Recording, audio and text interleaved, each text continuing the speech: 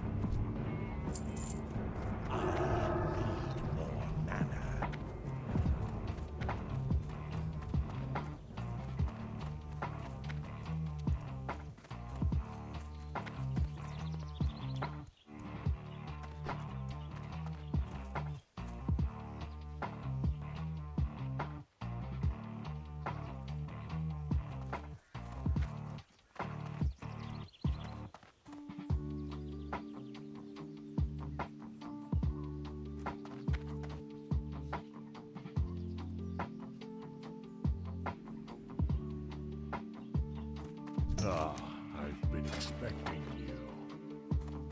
We shall What can I help you with? Drink.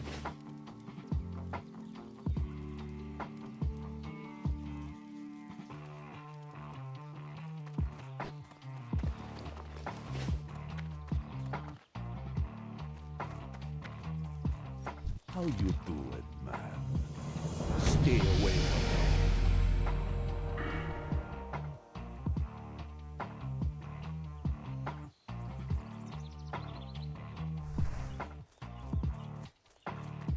Raw.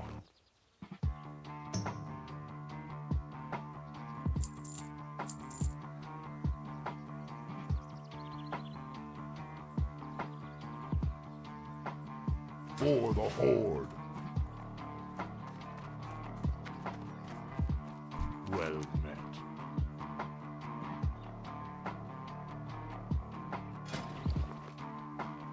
We'll be at your back.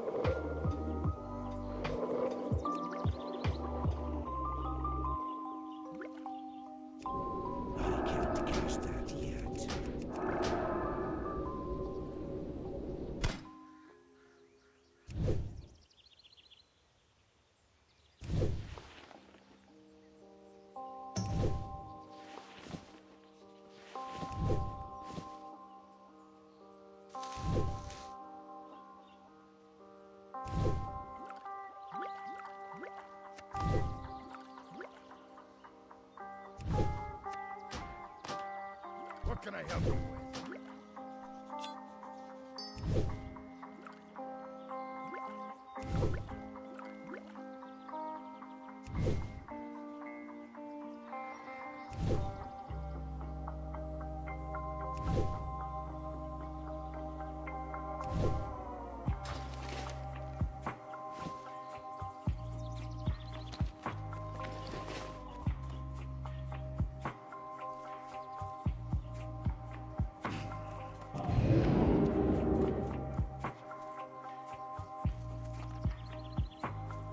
Hello, man.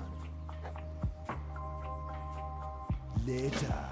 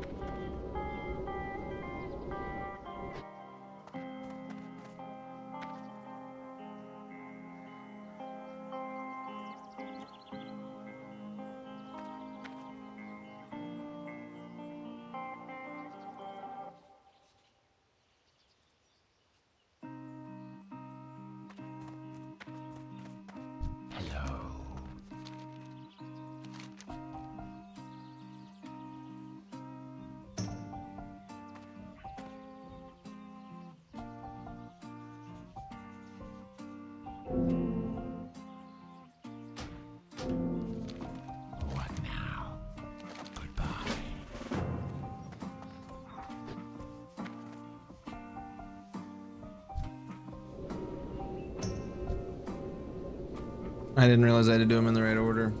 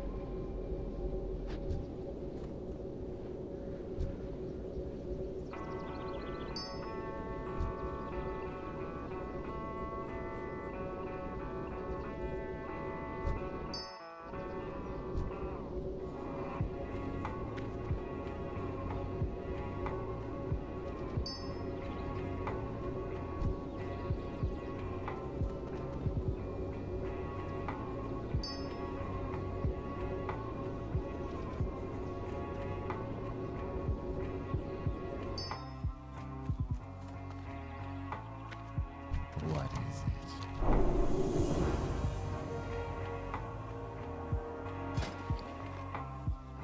This had better be good. What are you looking for? May your blades never dull. That spell isn't ready yet.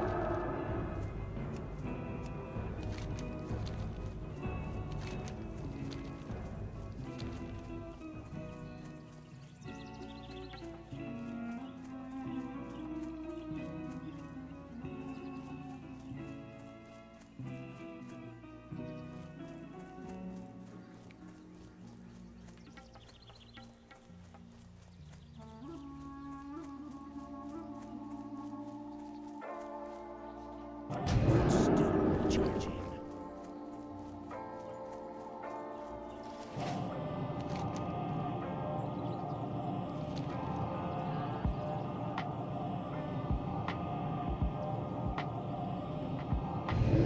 Oh my goodness. Oh my damn.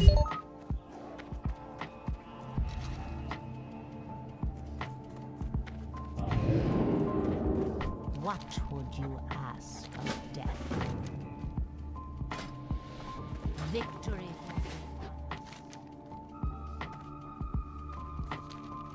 That spell isn't ready yet.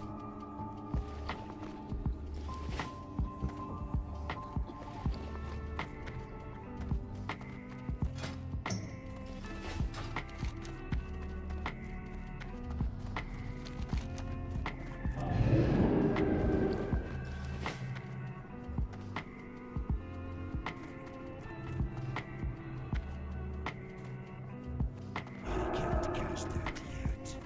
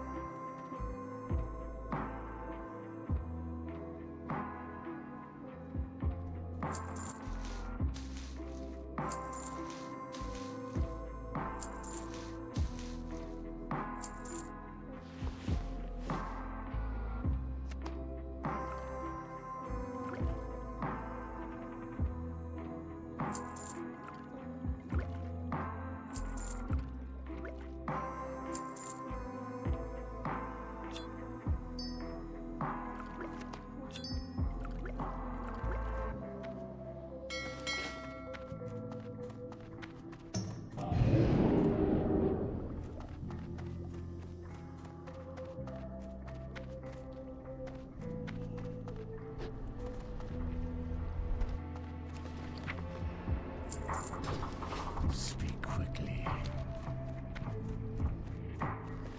I am forsaken. Beware the living.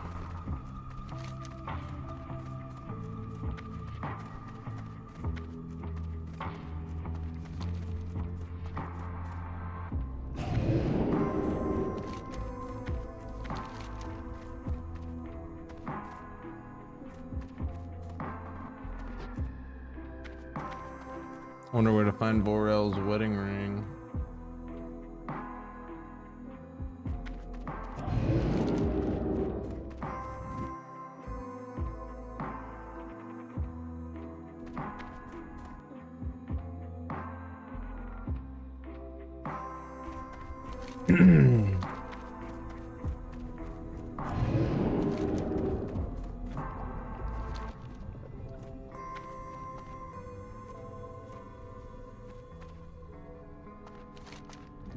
That's still recharging. I can't cast that yet.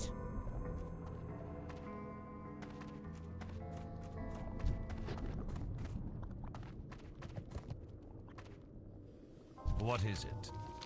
Beware the living. Trust no one. Which creature begin the late game before spin the play across the lawyer to run? Watch your back. Speak quickly.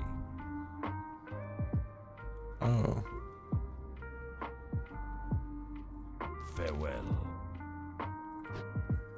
Hello. Beware living. Victory for Sylvanus.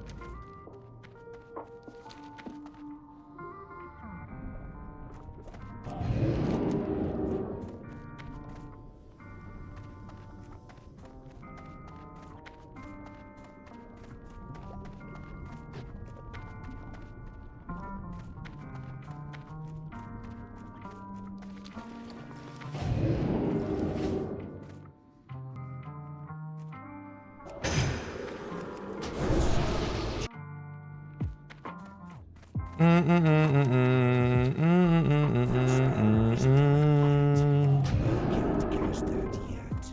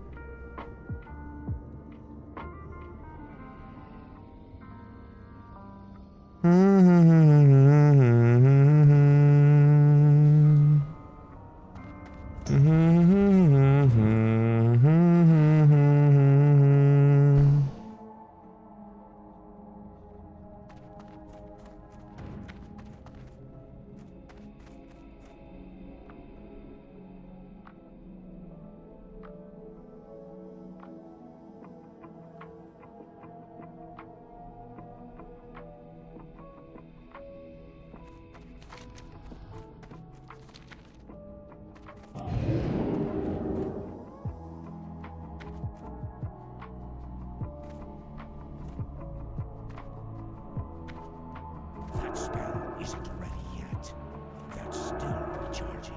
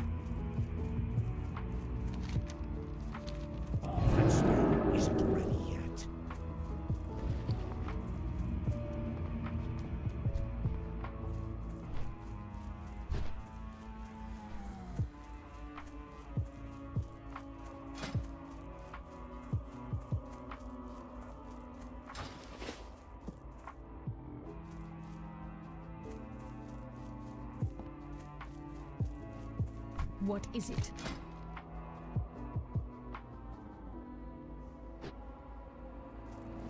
Beware, our enemies abound. I'm listening. Speak quickly.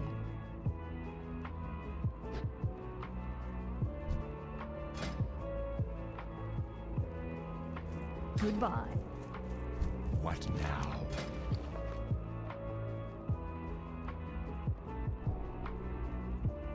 Watch your back.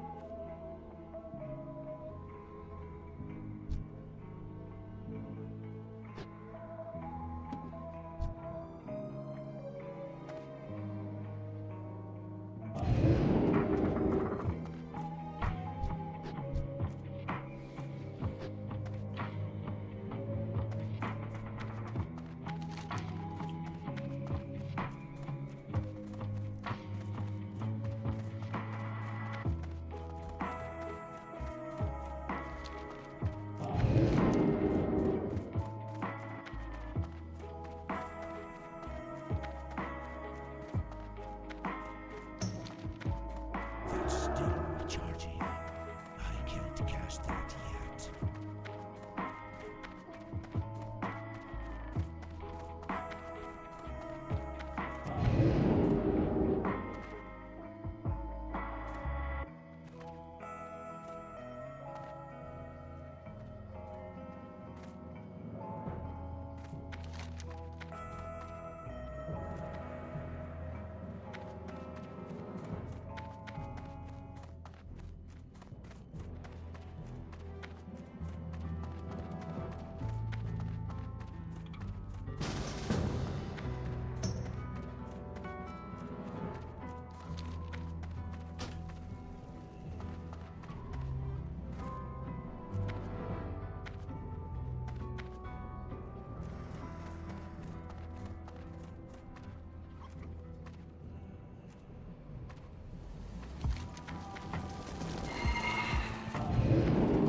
Since we just got blessed with all this free money, might as well do a little bit of spending, you know what I'm saying, chat? You know what I'm saying? Spend it a little bit.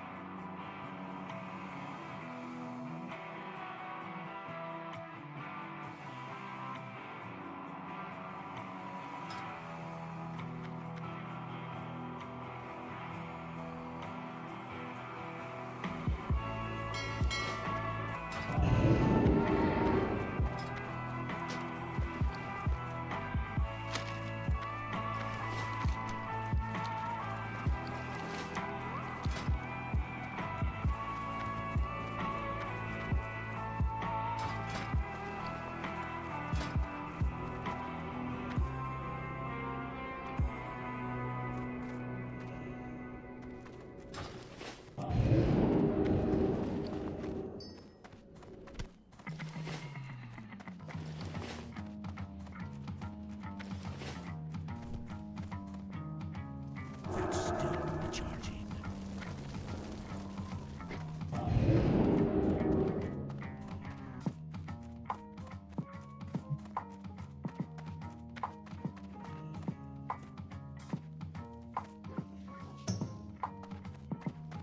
Strength and honor. Go for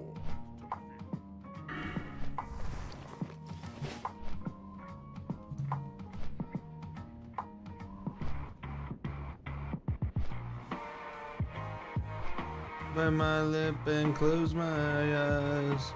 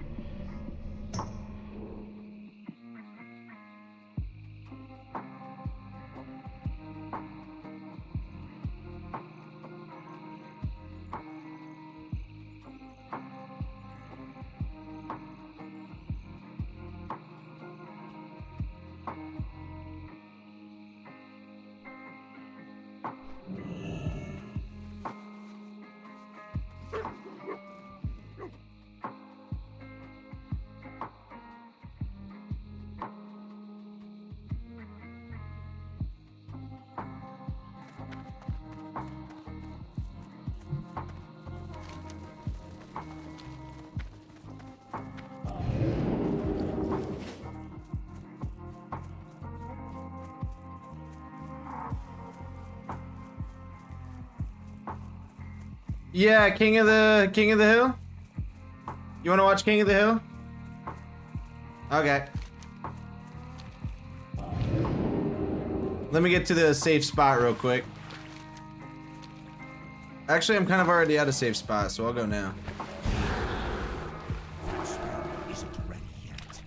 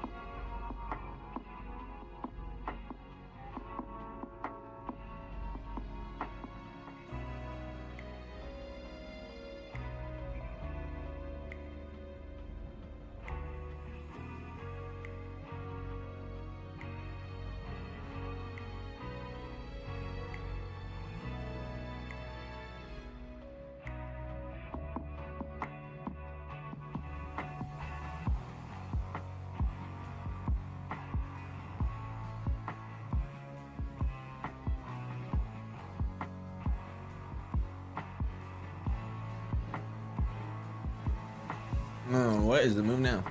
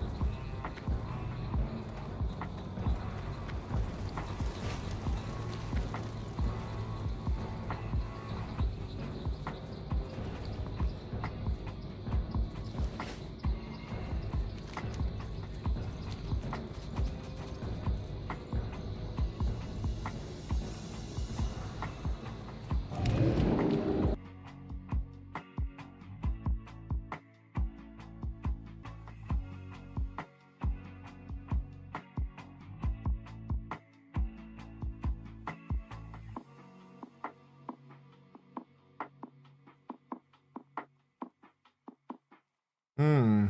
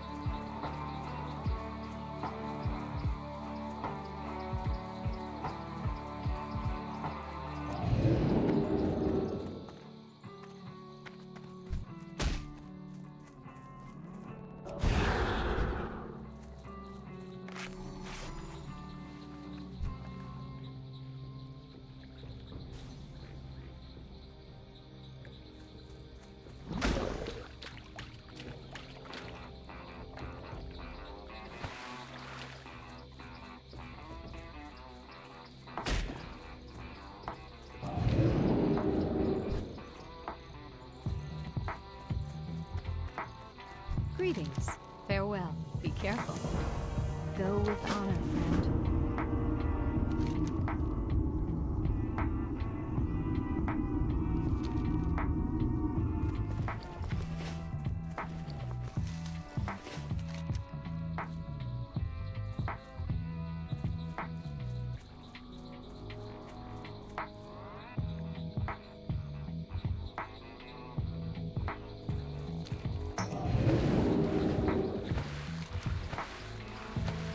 I died, I would not be mad, but I don't want red sickness for 10 minutes, so I'm gonna try not to die.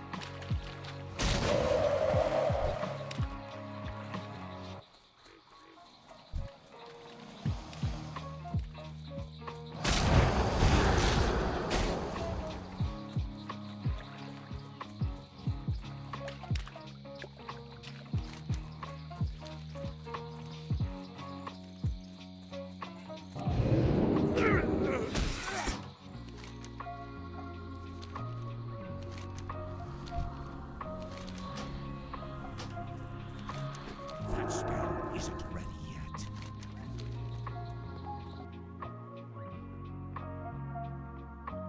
I gotta message him on Snap still.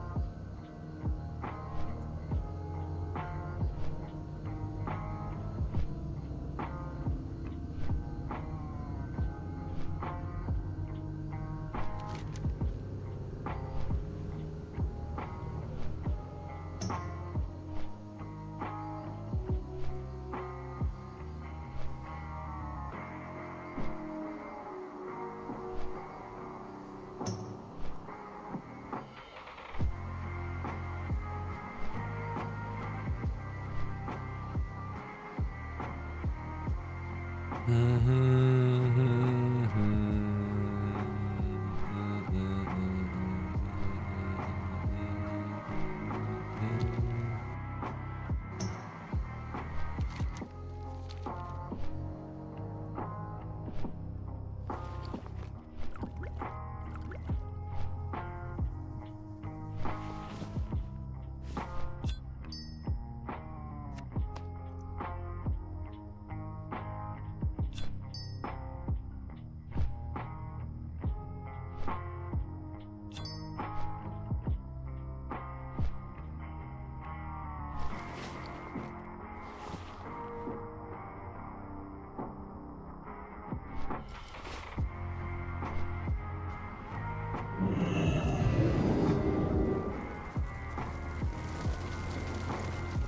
need to get closer.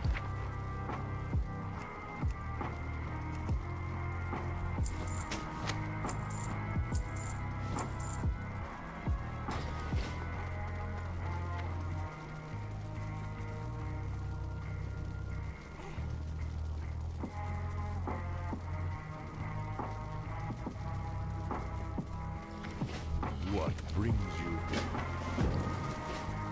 What are you looking for?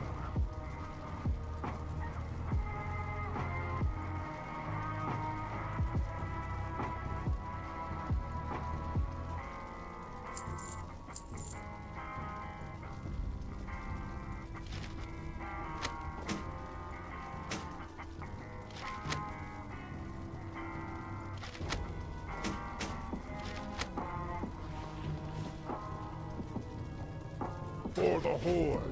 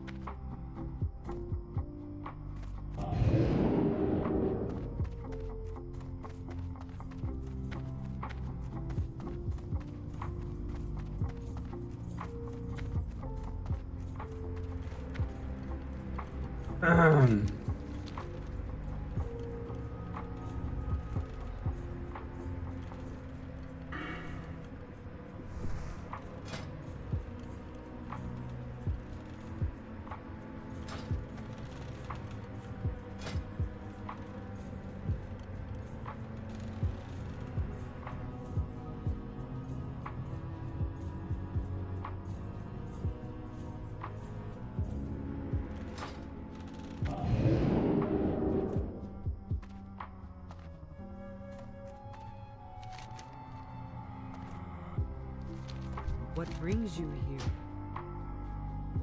We shall meet again.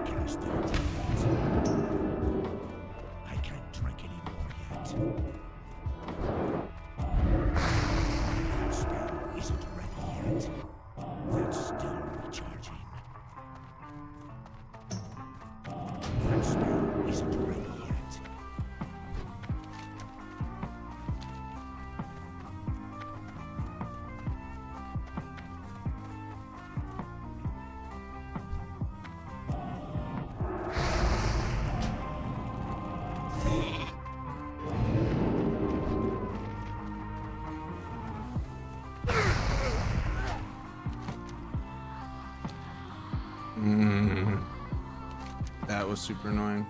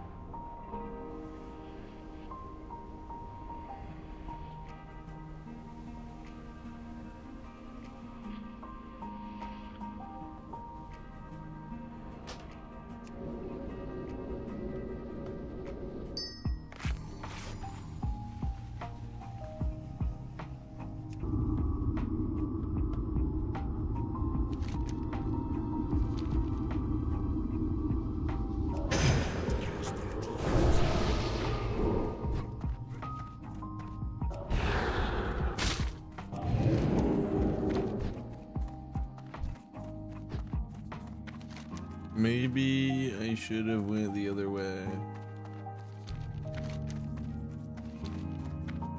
But if I stay on the path, maybe it'll be safe enough. That spell isn't ready yet.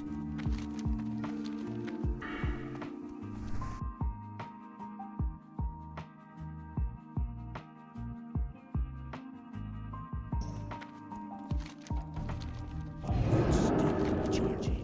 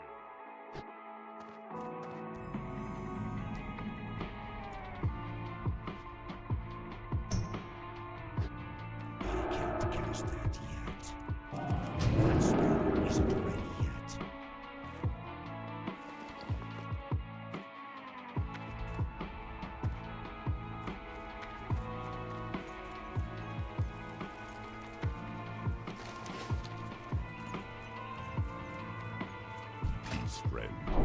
Go in peace. Winds guide you.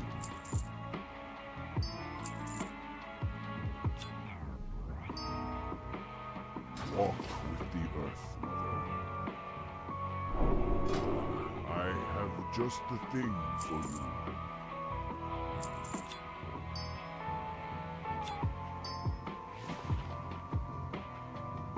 Go in peace.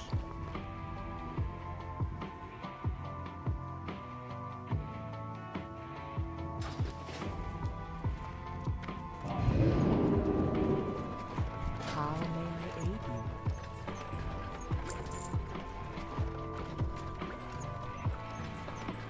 Be careful. Peace, friend.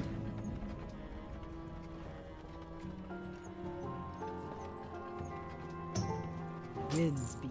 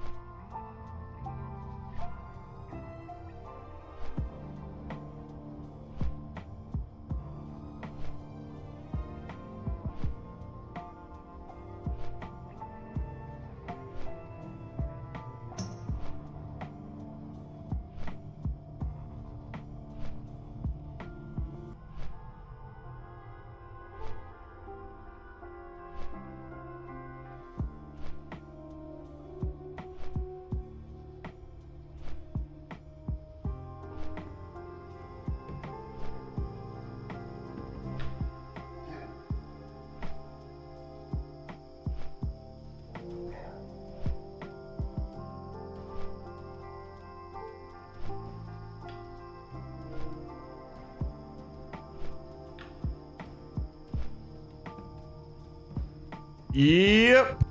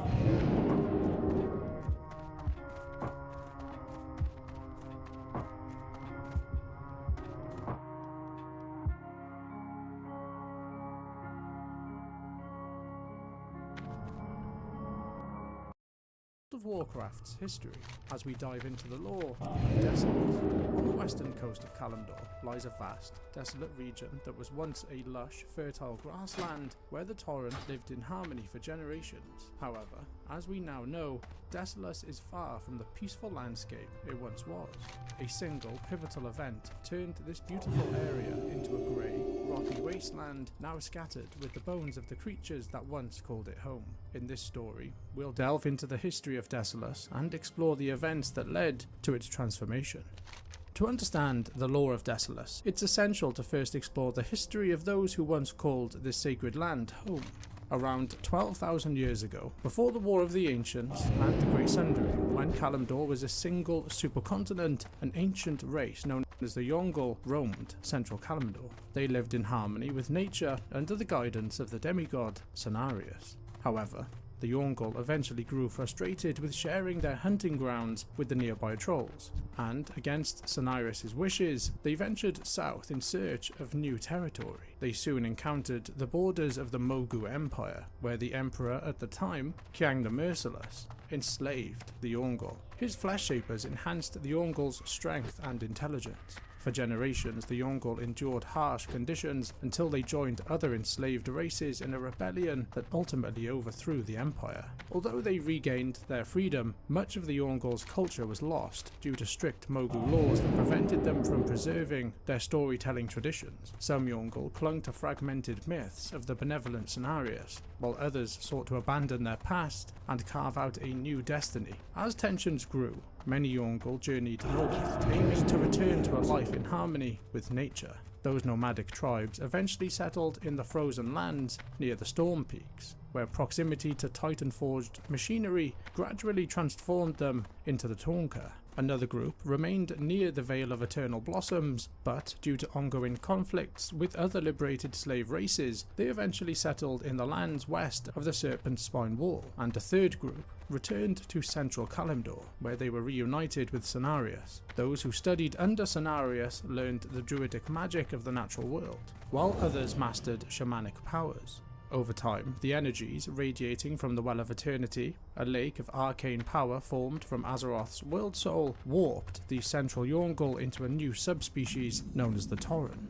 These Tauren returned to their peaceful existence across the forests and the plains of Kalimdor, with very little to disturb their way of life. However, 10,000 years before the opening of the Dark Portal, the War of the Ancients ravaged Azeroth. The conflict between the forces of Azeroth and the Burning Legion culminated in the implosion of the Well of Eternity, triggering the Great Sundering, an event that shattered Azeroth's supercontinent. Approximately 80% of Kalimdor was lost to the seas, leaving behind the landmasses that we see on today's maps of Azeroth. Fortunately for the Tauren, their central lands remained intact, forming the regions we know today as Central Kalimdor. One such region, known as Mashan-Shi, translating to Loom of the Earth Mother in our language, was particularly sacred to the Tauren. They believed in a transcendent and immortal being called the Earth Mother, whom they revered as the creator of all life. The Tauren believed that she wove the strands of fate, and that just as they were born from her, they would all return to her in death. For the next 9,000 years, the Tauren lived in harmony with their sacred land, devoting themselves to the worship of the Earth Mother. But 1,100 years before the events at the Dark Portal, everything would change. The Tauren began to hear faint whispers coming from their sacred land. Over time, they became convinced that the Earth Mother herself was dwelling beneath the meadows. After decades of efforts to awaken her, the shaman finally succeeded. But to their horror, they discovered that what they had awakened was not the Earth Mother. Instead, they had brought forth the enormous Earth Elemental Princess, known as Theradrus. She was the daughter of Therazane the Stone Mother, who was the Elemental Lord of Earth and one of the Old God's lieutenants. Weakened by her long slumber, Theradrus drew on the life energies of the surrounding verdant lands to restore her power. In an instant, the once fertile grasslands of Mashan-Shi were transformed into a barren, rocky, grey desert, which would later be renamed by the Tauren to Desolace. The monumental loss of life sent shockwaves throughout Azeroth and even reached the Emerald Dream. Zeta, the first son of Cenarius, emerged from the dream to investigate and eventually found Theridrus in her lair. However, rather than imprisoning the elemental, he became captivated by the stolen life energies she wielded and fell in love with her. Recognizing the power she held over the half-stag being and finding Zeta beautiful as well, Theridrus claimed that together they could restore the land's beauty. From their forbidden union, a terrifying race was born, the Centaur. The Centaur are a warlike humanoid race with the upper bodies of humans and the lower bodies of horses. Due to the unnatural nature of their parents' union, the Centaur were born cursed, misshapen, and filled with hatred. The first of Zeta and Theridrus' offspring were Kolk, Gelk, Magra, Moridos, and Veng, who became known as the first 5 clans, the leaders of Centaur clans that would later emerge from these initial 5 children. Upon seeing his children, Zeta immediately recognized the gravity of his actions. He attempted to connect with them, but the Centaur saw the disgust in their father's eyes. This provoked them into a blind rage, leading them to murder him. The heartbroken Theridrus harshly reprimanded them for their actions. Realizing they had hurt their beloved mother, the Centaur begged for forgiveness and vowed to always honor their late father. Fearing the wrath of Cenarius, Theridrus entombed Zeta's body in her hidden sanctuary, the Crystal Caverns of Terrabok. Influenced by the old gods, Theridrus trapped Zeta's spirit and used its energies to transform her home into a place of corruption and suffering. However, the area immediately surrounding Zeta's grave was spared from this taint and became a lush paradise, nourished by the life energies radiating from Zeta's body. The Centaur named this cave system Moradon and treated it as sacred ground. The Centaur then quickly multiplied and spread across Kalimdor, driving the Tauren from their homes in Desolace and sparking a long and brutal war between the two races. After the Night Elves abandoned the region, the Centaur clans effectively took control of Desolace.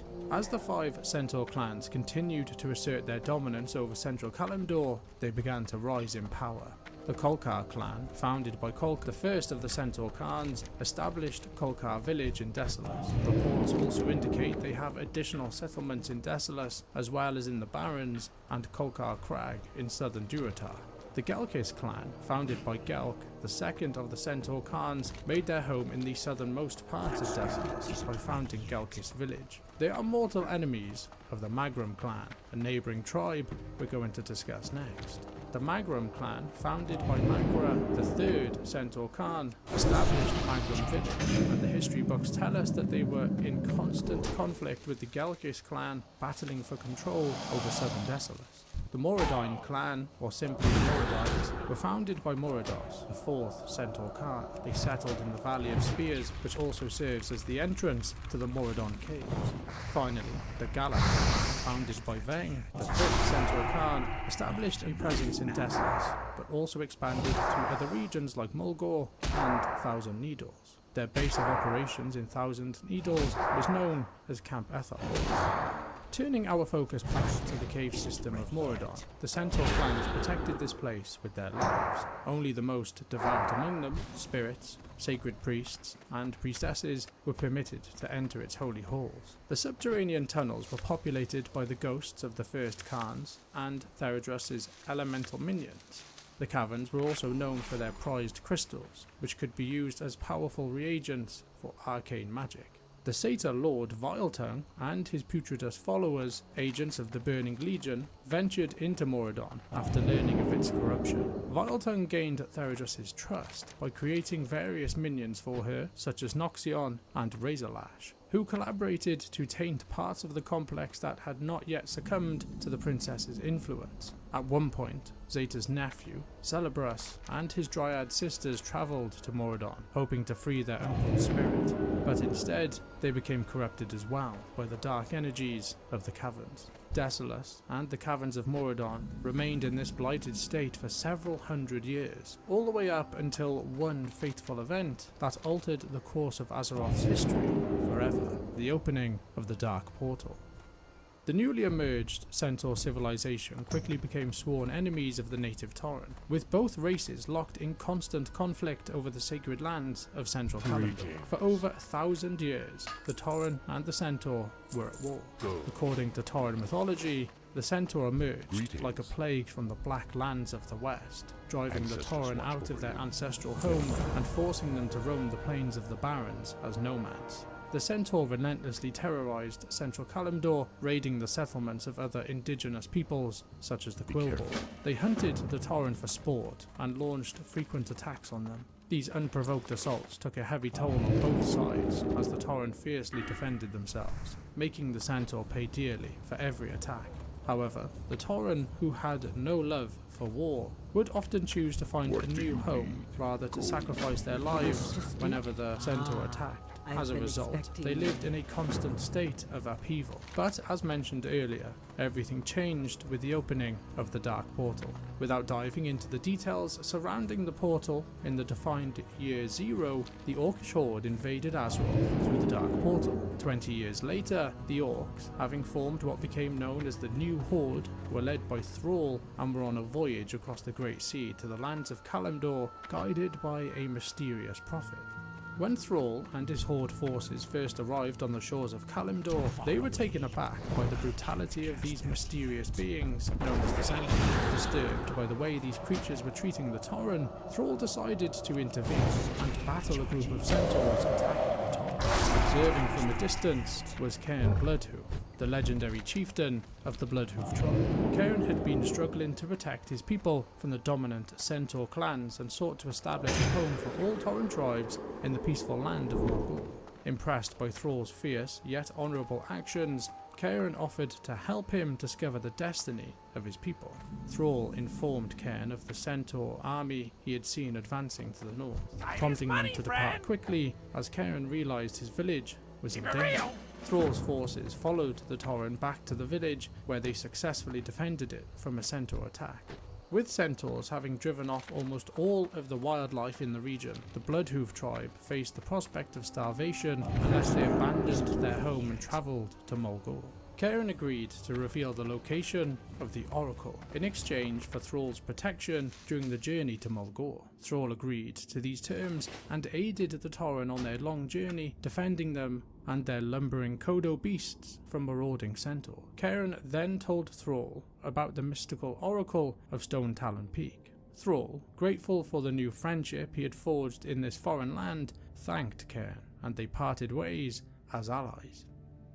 After the Horde's rise to power, Theridrus grew concerned that her Centaur children might face extinction. She infused them with her power and urged them to claim new territories beyond Desolace. Horde adventurers eventually journeyed to Desolace and discovered, through the Magrum clan, the only clan that had turned against Theridrus, that Moradon was the root of the region's corruption. The Horde's champions assisted the Magrum clan in suppressing the other clans in Desolace before venturing into the depths of the burial ground known as Moradon, where they defeated every creature within, including Theridrus herself. This victory ended the spreading corruption in the region and eased the Centaur's violent bloodlust. Zeta's captive spirit was also freed, but he chose to remain in Moradon. With the Horde's blessing, the Magrum became the leaders of the United Centaur, ushering them into an age of tranquility, though it remained uncertain how long this peace would last. Back on the plains of Desolace, with the Centaur kept in check, more species of animals began to populate the land.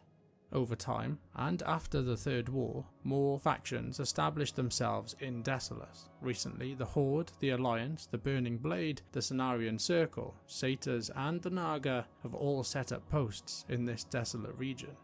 Even the greedy goblins of the Venture Company sent resources into Desolace in a bid to make gold, doing business with various shady characters willing to hunt on the plains. Meat, hides, teeth, anything from the various Kodo, thunder lizards, elementals, basilisks, scorpids, and vultures could be of use to those goblins. The remote plains of Desolace were also once home to a unique breed of horse, known for their proud and wild nature, so proud in fact that they refused to accept any riders.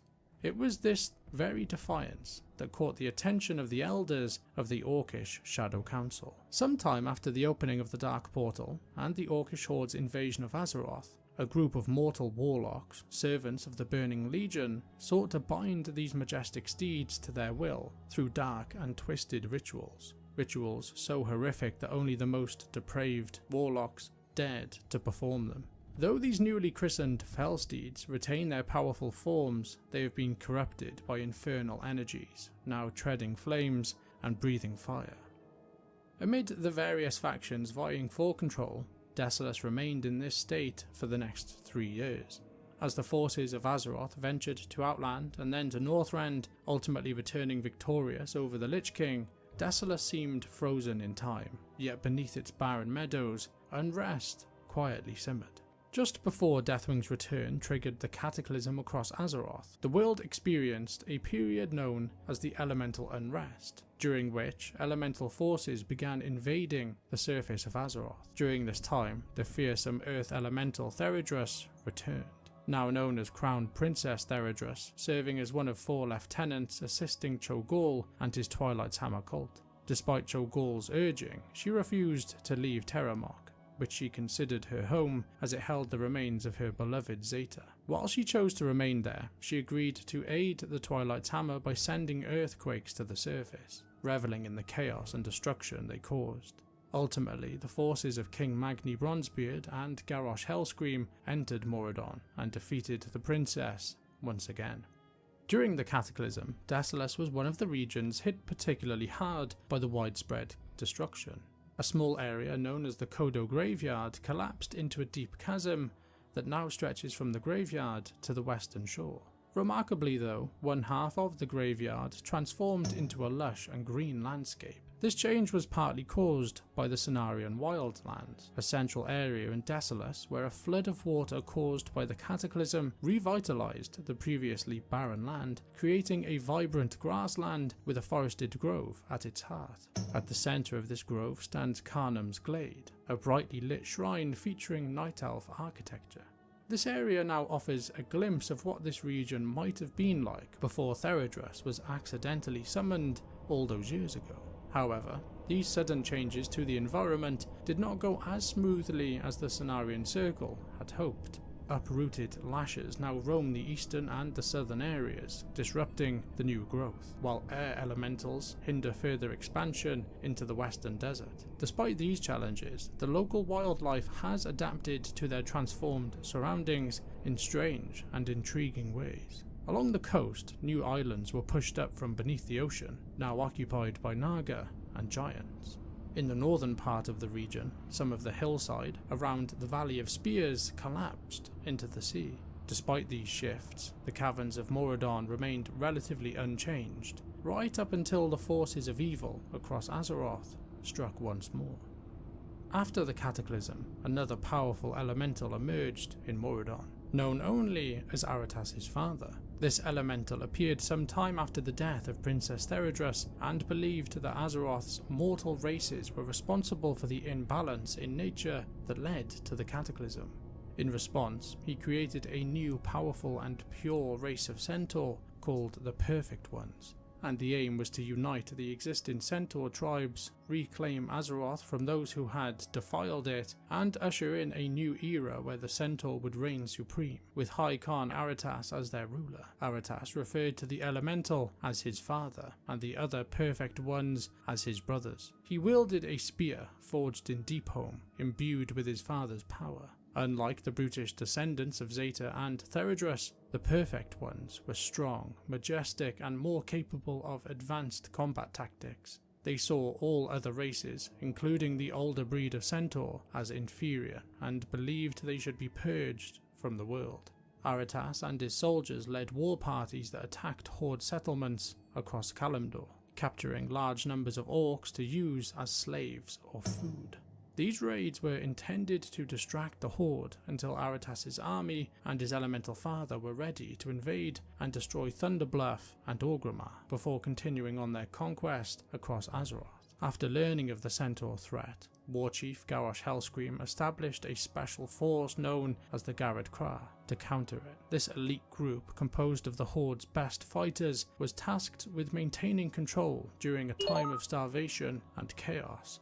Members from various Horde races travelled to Orgrimmar to join the organisation, with some, like Ironhoof, seeing it as a great honour. Soon after its formation, Battlemaster Brong assembled the Garrod Krah and gave them their first mission, to eliminate the threat posed by Aratas and his Centaur army. Led by Shagara, one of the Garrod Krah teams travelled to the Northern Barrens, where they confronted Aratas and his Perfect Ones. Although initially disorganised, the team managed to win the battle with the help of the Orc Drifter, Malgar. Malgar's unlikely ally, Dorthar, a Centaur outcast, revealed that Aratas had created an army in Desolace and planned to invade Thunderbluff and Orgrimmar in 2 days' time. Realising they didn't have enough time to return to Orgrimmar, Shagara and Ironhoof decided to strike at Desolace on their own to buy the Horde more time. The team, along with Malgar and Dorthar, set off on a zeppelin to Desolace. During the journey, they trained Dorthar in combat,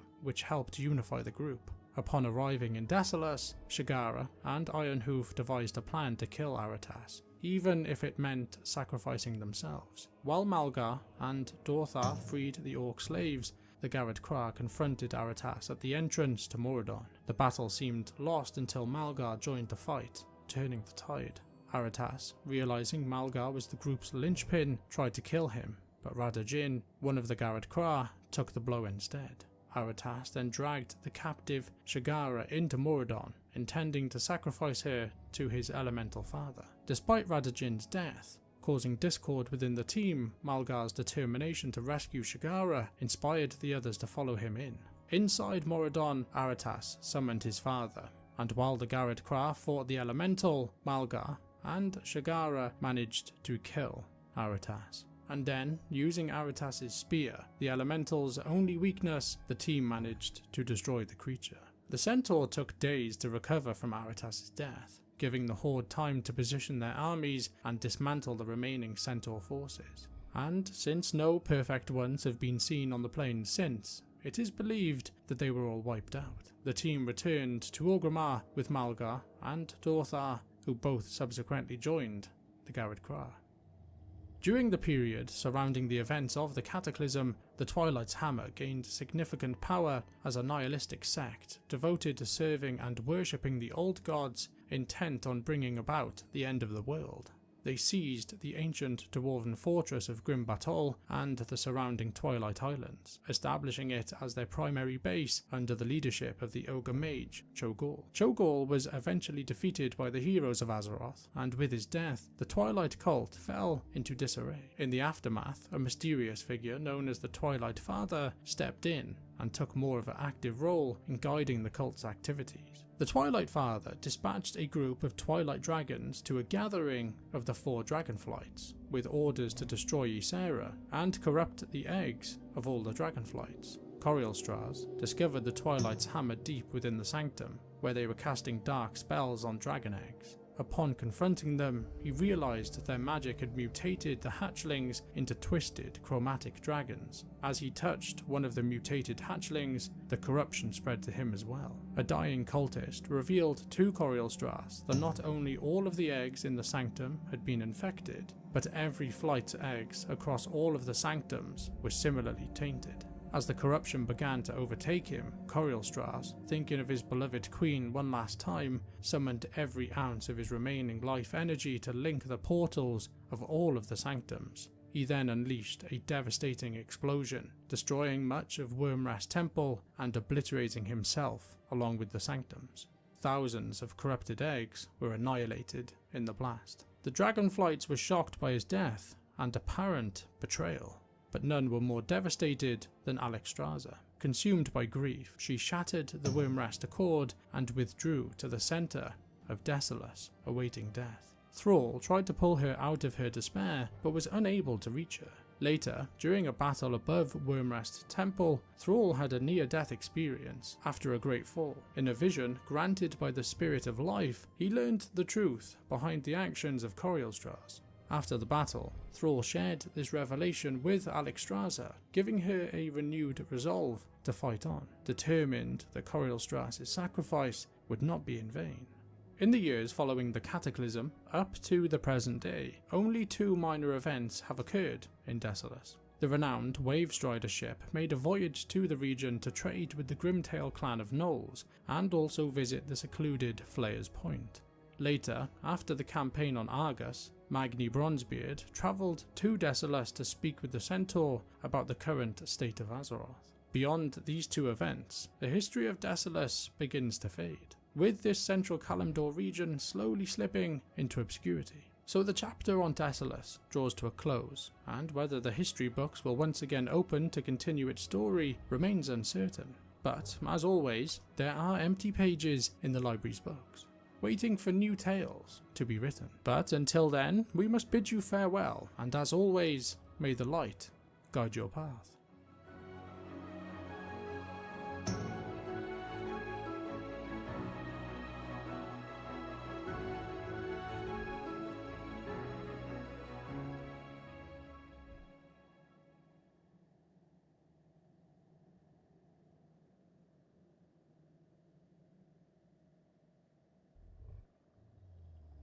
Welcome once more to the hallowed halls of our grand library. Today our tale takes us into the depths of history, where we shall uncover the secrets of Gnomeregan.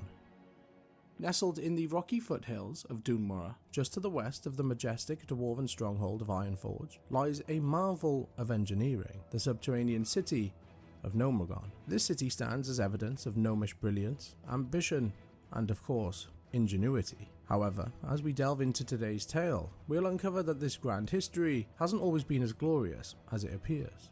Our account of Gnomeregan's history reaches back to the very origins of Azeroth itself, unfolding with the creation of the Titan Forged. When the Titan Pantheon, a collective of titans entrusted with shaping and ordering worlds, discovered Azeroth succumbing to the corruption from the Black Empire and the Old Gods, they recognized the urgent need to rescue the world soul of the planet. To combat the Black Empire, the Pantheon created the Titanic Keepers. Mimiron, one of these keepers, shared the task of restoring Azeroth to its former glory with the others. Some of these keepers were imbued by the Pantheon's members with specific likeness and powers that could be used to aid Azeroth. After the war with the Old Gods, the Pantheon's titans faced a dilemma in dealing with the Old Gods on Azeroth. They couldn't eliminate the Old Gods without causing devastating harm to the planet, so consequently they opted to neutralize and confine the Old Gods within prisons. The prison relevant to our tale today is Ulduar, located in the very northern reaches of Northrend. To oversee these prisons, the Titans entrusted the role of jailers to the beings known as the Keepers. To aid in the protection of Azeroth, the Keepers initiated the creation of several machines, with one notable example being the Forge of Wills, which can still be found today within the Halls of Stone wing of Ulduar. Mimiron participated in the creation of the Forge of Wills. The forge was designed to infuse Azeroth's dormant world soul with cosmic energies and could draw on the life essence of Azeroth to create sentient life. The Keepers utilized the forge to craft new seed races known as the Titan Forged for reshaping and ordering the world. Initial designs proved overly complex, resulting in the creation of the stone-skinned savages known as the Trogs. The Keepers then refined their designs, giving rise to the kind-hearted Earthen. These were the next generation of Titan Forged that emerged from the Forge of Wills. The Trogs, though troubling with all of their issues, were spared from destruction. Instead, the Titanic Watcher, Ionea, constructed Uldaman, a subterranean vault serving as a chamber for the Trogs. Another Titan-forged race introduced by Mimiron were the Clockwork Mechanomes, designed directly to serve him. In the distant aftermath, the old god, Yogg-Saron, confined within Ulduar, detected a significant upheaval among the Keepers responsible for guarding his prison. Seizing the opportunity presented by the demise of the Pantheon, Yogg-Saron exploited this moment to weaken his custodians by corrupting the Forge of Wills and inflicting it with a curse referred to as the Curse of Flesh. Any Titan-forged entity created by it underwent a transformation into a mortal being, complete with skin and flesh, and it was so powerful it even extended its influence to the preceding generation of Titan-forged. As a result of these events, some of the Mechanomes left their ancestral abode of Ulduar and took on the role of caretakers in the facility of Uldaman alongside the Earthen. Much like their fellow Titan-forged, The mechanomes were subject to Yogg-Saron's Curse of Flesh. The mechanomes residing in Uldaman bore the full weight of the curse approximately 3,000 years ago, evolving into the fleshy beings that would eventually be recognized simply as the gnomes. Physically and mentally diminished, these creatures abandoned the halls of Uldaman, seeking refuge in the nearby caverns and mountainous peaks. Driven solely by the imperative of survival and an instinctual relentless pursuit of technological advancement, the early gnomes deliberately abandoned the practice of record keeping, leading to a collective forgetting of their heritage. As the transformed earthen from Uldaman, now embodied as fleshy creatures known as dwarves, ventured into Casmodan, they stumbled upon the gnomes nestled within their mountainous caverns of Doom'Mora. Captivated by the gnomes' technological prowess and recognizing a shared kinship, the dwarves actively collaborated with the gnomes in establishing the groundwork for what would evolve into the grand city of Gnomeregan. Assisted by the dwarves, the gnomes swiftly constructed a marvel of a city, spanning 4 levels and concealed within the mountains. The city features notable areas and wings, including the dormitory, engineering labs, the Hall of Gears, Tinker's Court, and even a private quarters designated as Sector 17 for the High Tinker. Following the founding of the city around 2,500 years prior to the events surrounding the Dark Portal, the narrative of the gnomes within Gnomeregan gradually fades into the realm of the unknown.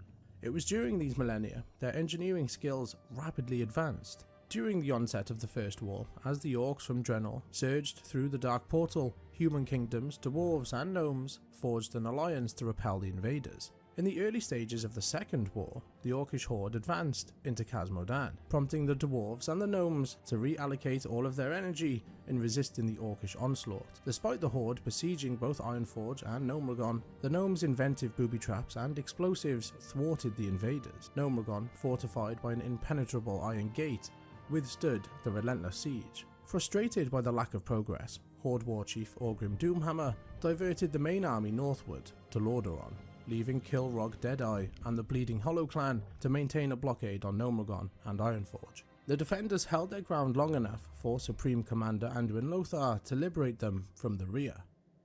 It was during these wars a particular gnome distinguished himself. Gelbin Mekkatork gained prominence in Gnomeregan with his first and arguably most popular invention, the revolutionary travelling device known as the Mechanostrider. Subsequently, Mekkatork continued his prolific work. His creations included the Gyromatic Micro-Adjuster, the Repair Bot, and also pioneered work on the Deep Run Tram.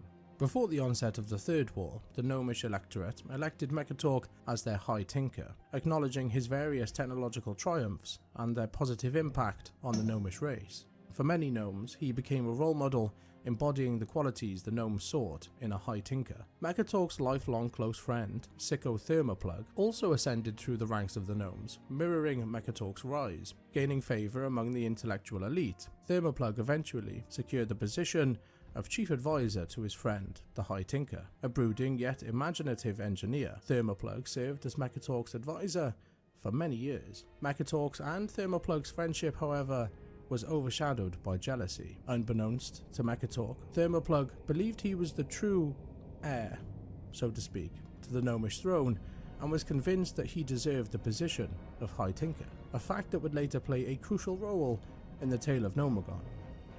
Throughout the conflicts that Azeroth witnessed in the years after the opening of the Dark Portal, and up until the Third War, the gnomes, from their technological marvel of Gnomeregan, offered crucial support in weaponry, vehicles, and troops to the broader alliance. However, after Lordaeron fell to the Scourge during the Third War, the gnomes abruptly withdrew their aid. Unbeknownst to the armies of the Alliance at the time, this was due to Gnomeregan facing an unforeseen threat from Trogs. These beings awakened by the dwarven excavations around Uldaman. These creatures, drawn to gnomish machinery, infiltrated the city through tunnels. After withdrawing from the Alliance war effort during the Third War, the gnomes refocused their attention on fighting the Trogs. After enduring this 5-year siege, the Trogs successfully infiltrated Gnomeregan's engineering quarters. This meant the Trogs had access to perilous and unstable materials that posed a threat to the city's survival. In a state of desperation and confusion, Mekkatork sought assistance from Thermoplug. Thermoplug proposed a drastic plan: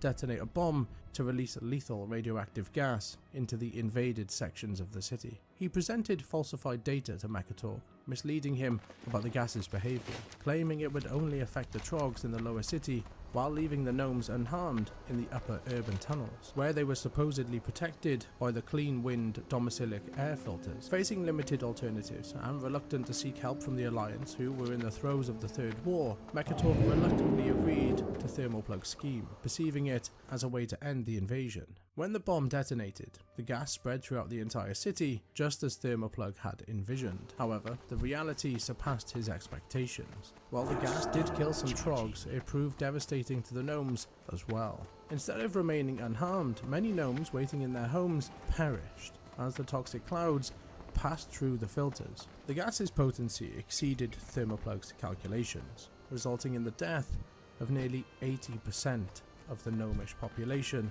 within the following days. The remaining survivors suffered mutations, transforming them into the insane leper gnomes. Contrary to Thermoplug's intentions, the catastrophe did not turn the gnomes against Mekatork. Instead, they continued to support him as their leader. Mekatork led the healthy survivors in evacuating Gnomeregan and seeking refuge in Ironforge. Conflicting accounts suggest that Thermoplug was either left behind, trapped in the city he had devastated, or disappeared shortly after the evacuation. Regardless, the radiation transformed Thermoplug into a leper gnome, rendering him completely insane. Seizing control of the toxic city, Thermoplug declared himself the new techno overlord and proclaimed himself the king of the gnomes, easily recruiting other leper gnomes to serve under his rule. King Magni Bronzebeard extended asylum to the gnomes who sought refuge and allocated a dedicated district in Ironforge for their settlement, a space that Mekatork was already acquainted with due to his prior involvement with the Deep Run Tram. This area was transformed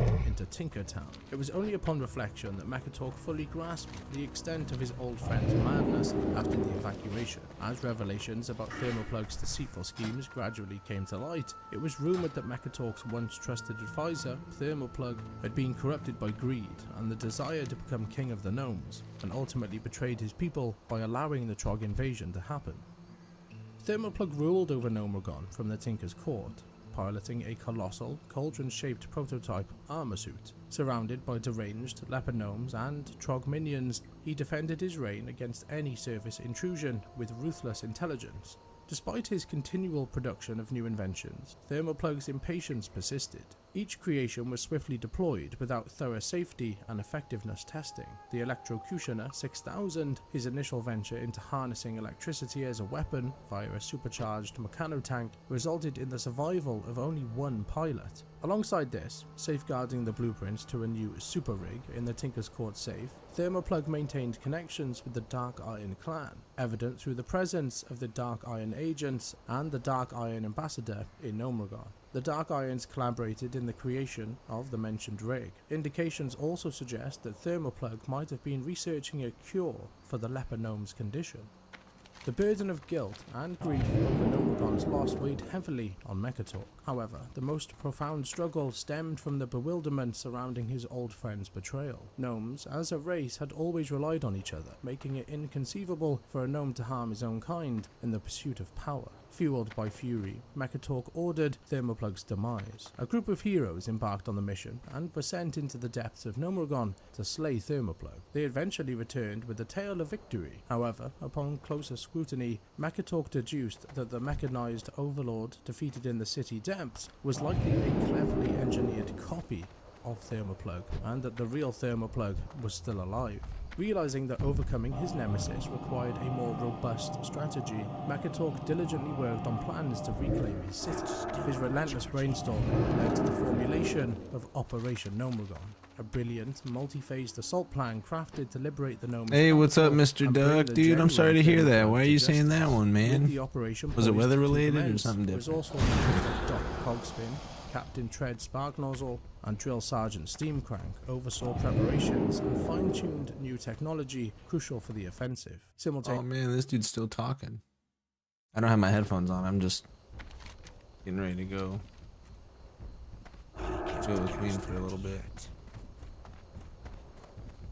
Princeton isn't ready yet.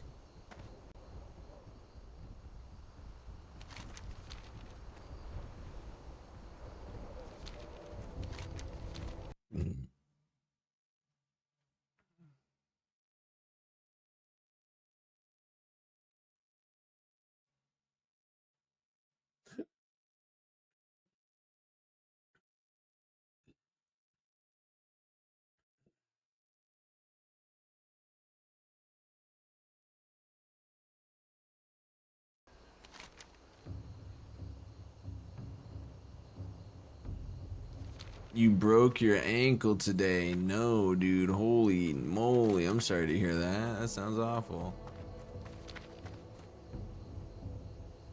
Did you see the Fortnite finale? Dude, I did. I did. It was awesome.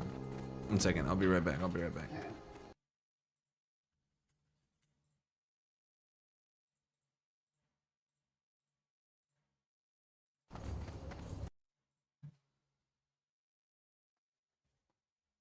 Ah, my webcam's broken too, it looks like. Damn, I gotta deactivate it and reactivate it.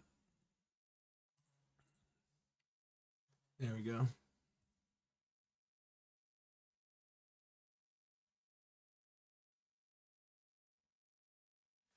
Oh well. I'll be right back.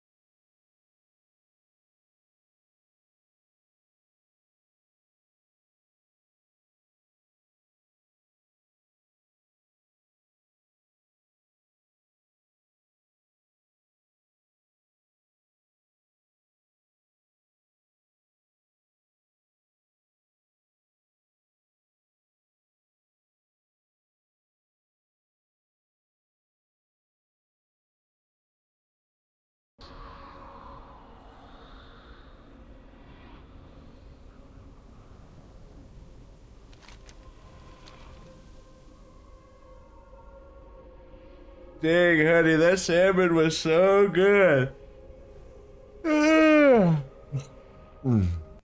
Pull this chat back up. Is Fortnite finale the final season? Bro, that's what I'm wondering.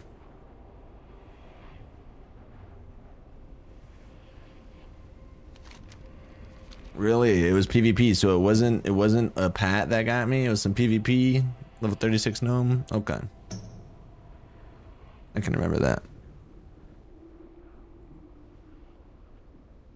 Bro, I'm about to hit the classic Snapio outside before we fully dive into leveling Decimus.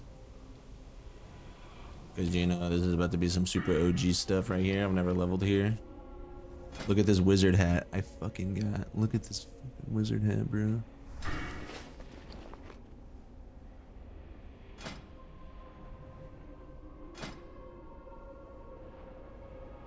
Dang it, I can't show you unless I do this. I could do this.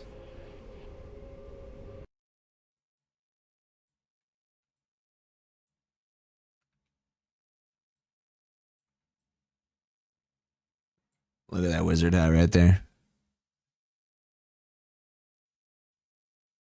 Level 39. Uh,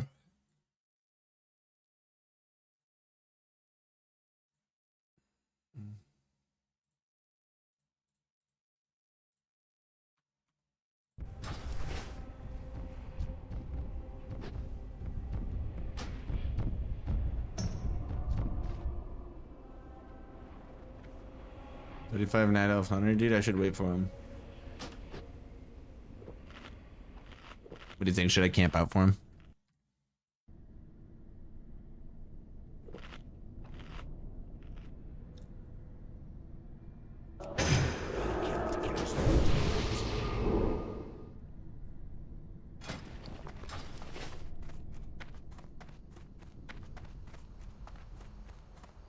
Nah, I'm not chilling here.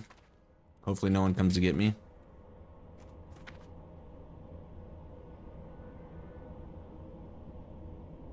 And I'm gonna take a snap. What is this? Why did that just work so perfectly, bro? Perfect spot. The first try. First try, bro. Oh man. Alright. This is where I'd be right back. Actually, no, I'm gonna wait like 3 to 4 minutes and then I'll leave.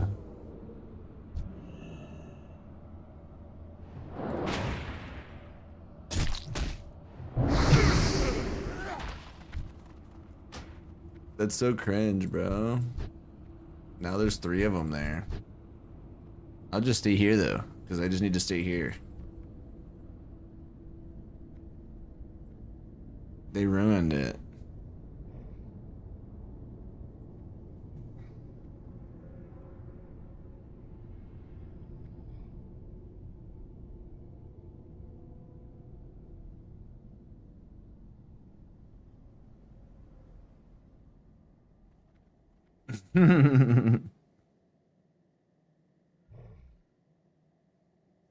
He is definitely embracing the strange.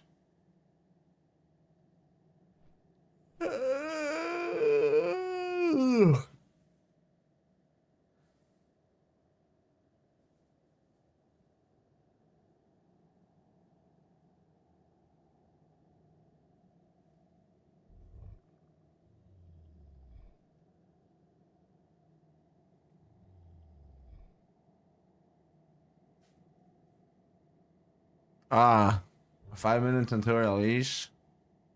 Well, shoot, I guess soon I'm gonna get forcefully released, I guess, but I can just come back and chill in the same spot. You already know I'm just trying to time that midnight right now.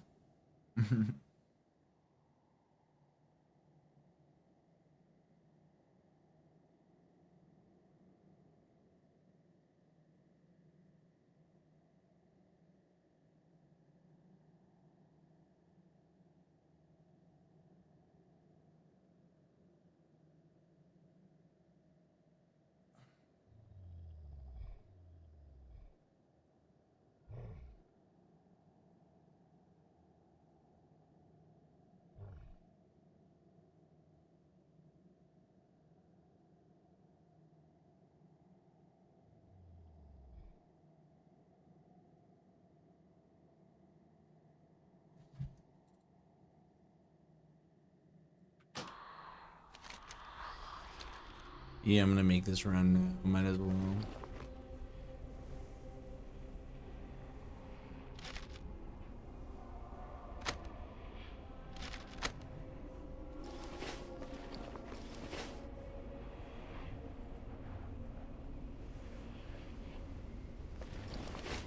And the graveyard's really close to this first quest in the zone, so it's not bad. Soon I need to get all the way over there.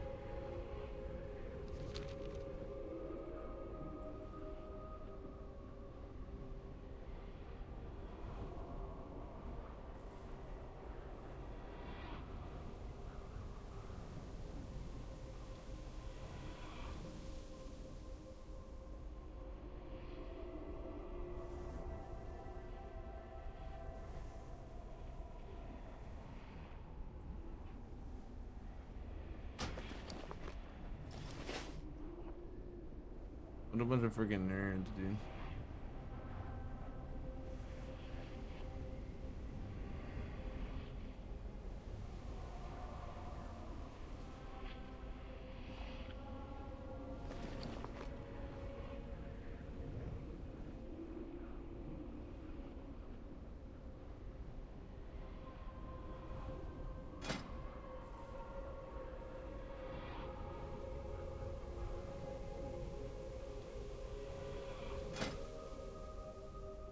Small flex, but you see we got that 225 alchemy basically.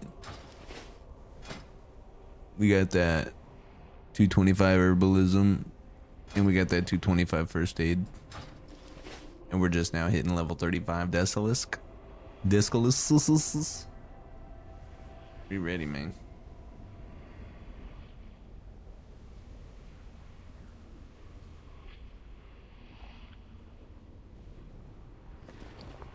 Level 35 with 105 gold. Just been spamming auctions like friggin' crazy. Every herb, every potion. Got max professions, pretty much.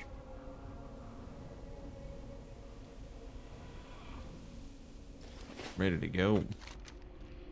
So I think right now I have to... We Breaking Bad out of here. Dude.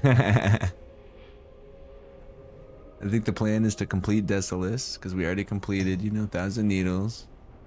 We're going to complete Desolace, then I'm going to go back in my next level or two and probably finish up Alterac Mountains. So just do this Crown of Will quest, do the Vorel's Revenge quest.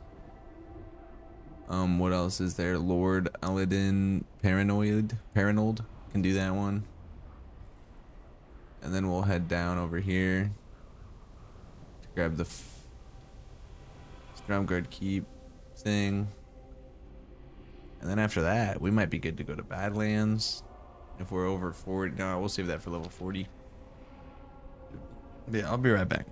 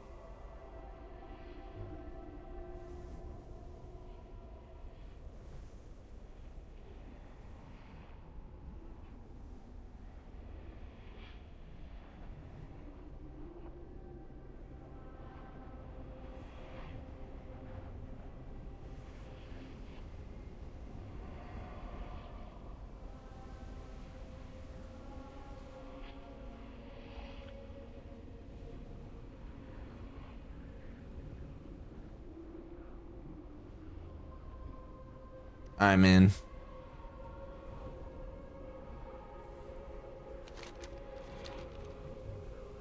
I need to warm up my house, take a snap, take a poop, and then get these quests done. Man, these dudes are still here, bro.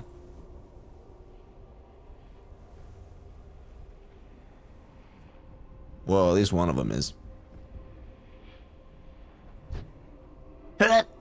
Oh, God.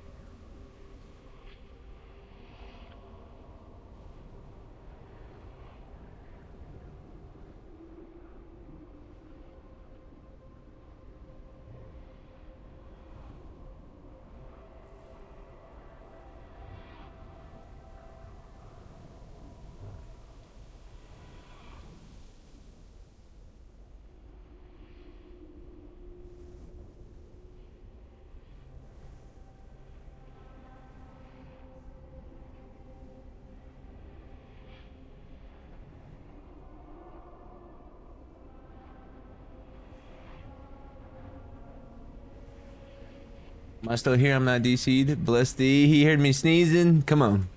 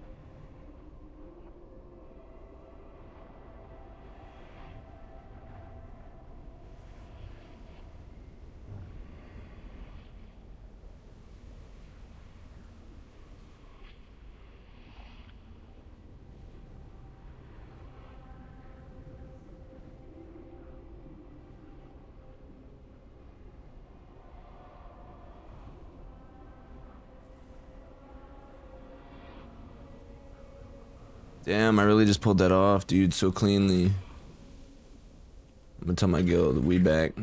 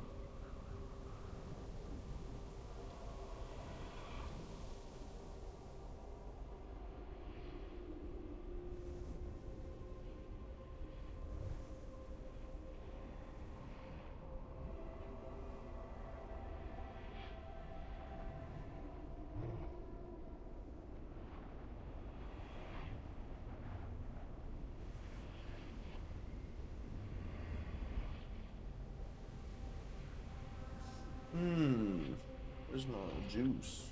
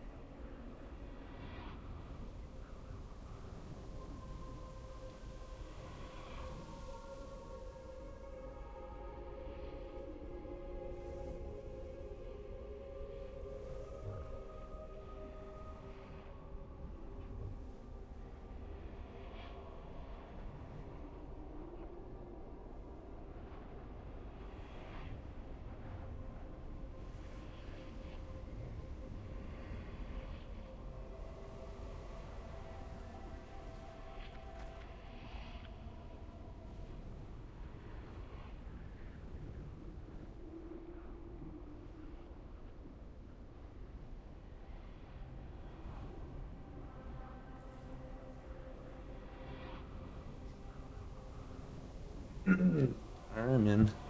I think we're officially back.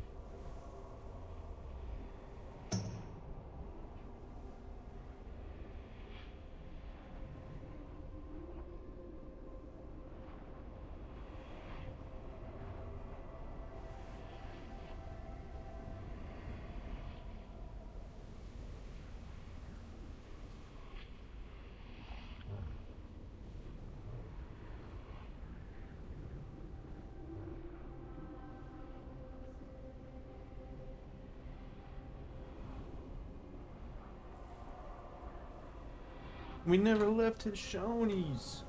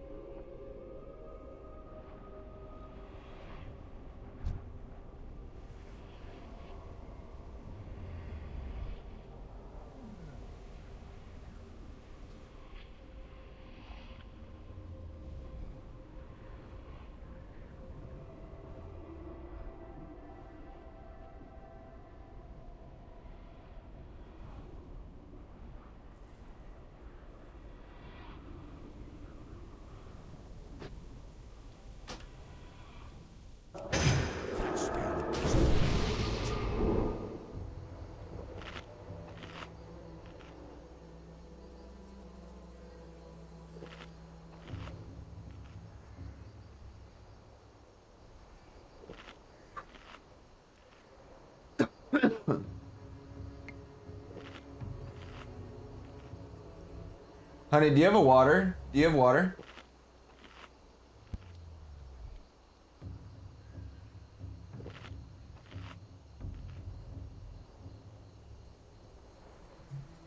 I have 2 bottles in here. Just let me know if you need one.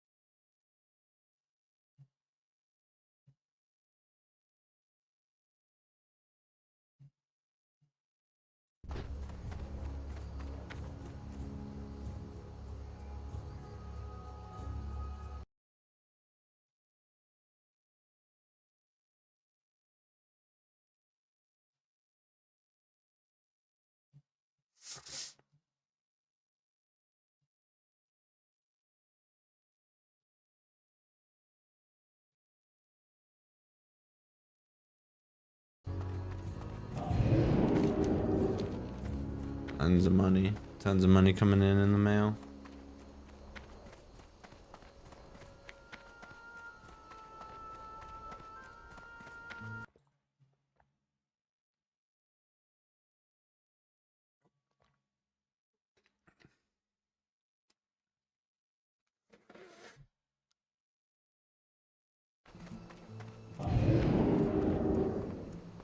Oh yeah, Lil Ray, what's going on? Little Broseph. I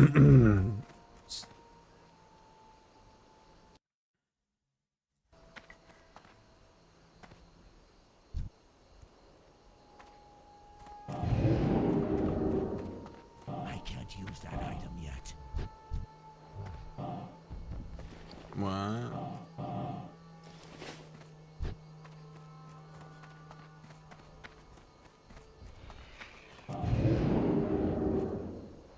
Is attracting a code? Oh no, I'm not. Am I bugged on retail? WoW. Classic.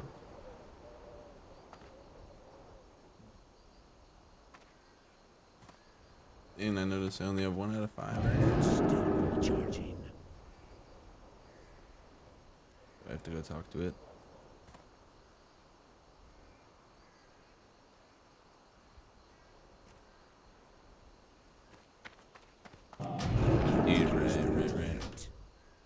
I think I have to talk to it. I messed up.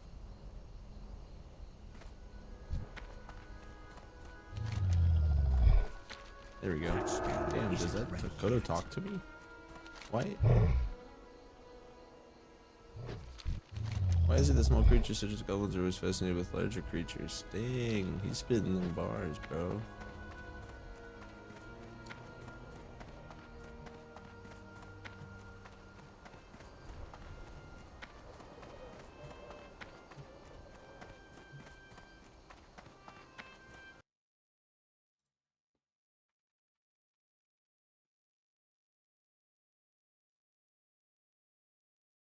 You know, it'd be really nice. Welcome back to the library. Today, our tale takes us into the depths of World of Warcraft's history as we dive into the lore of Desolace. On the western coast of Kalimdor lies a vast, desolate region that was once a lush, fertile grassland where the Tauren lived in harmony for generations. However, as we now know, Desolace is far from the peaceful landscape it once was. A single pivotal event turned this beautiful area into a grey, rocky wasteland now scattered with the bones of the creatures that once called it home. In this story, Here's we'll the delve bones that into they're the talking history of about. Desolace and explore the events that led to its transformation. To understand the lore of This Desolace, is the it's bedtime essential to ASMR, first wow. explore the Is that history why? of those who once called Brain this massage sacred right there. land home. Around 12,000 years ago, before the War of the Ancients and the Great Sundering, when Kalimdor was a single supercontinent, an ancient race known as the Yongle roamed central Kalimdor. They lived in harmony with nature under the guidance of the demigod Cenarius. However, the Yongle eventually grew frustrated with sharing their hunting grounds with the nearby trolls, and against Cenarius' wishes, they ventured south in search of new territory. They soon encountered the borders of the Mogu Empire, where the emperor at the time, Kiang the Merciless, enslaved the Yongle. His flesh shapers enhanced the Yongle's strength and intelligence. For generations, the Yongle endured harsh conditions until they joined other enslaved races in a rebellion that ultimately overthrew the empire. Although they regained their freedom, much of the Yongle's culture was lost due to strict Mogu laws that prevented them from preserving their storytelling traditions. Some Yongle clung to fragmented myths of the benevolent Cenarius, while others sought to abandon their past and carve out a new destiny. As tensions grew,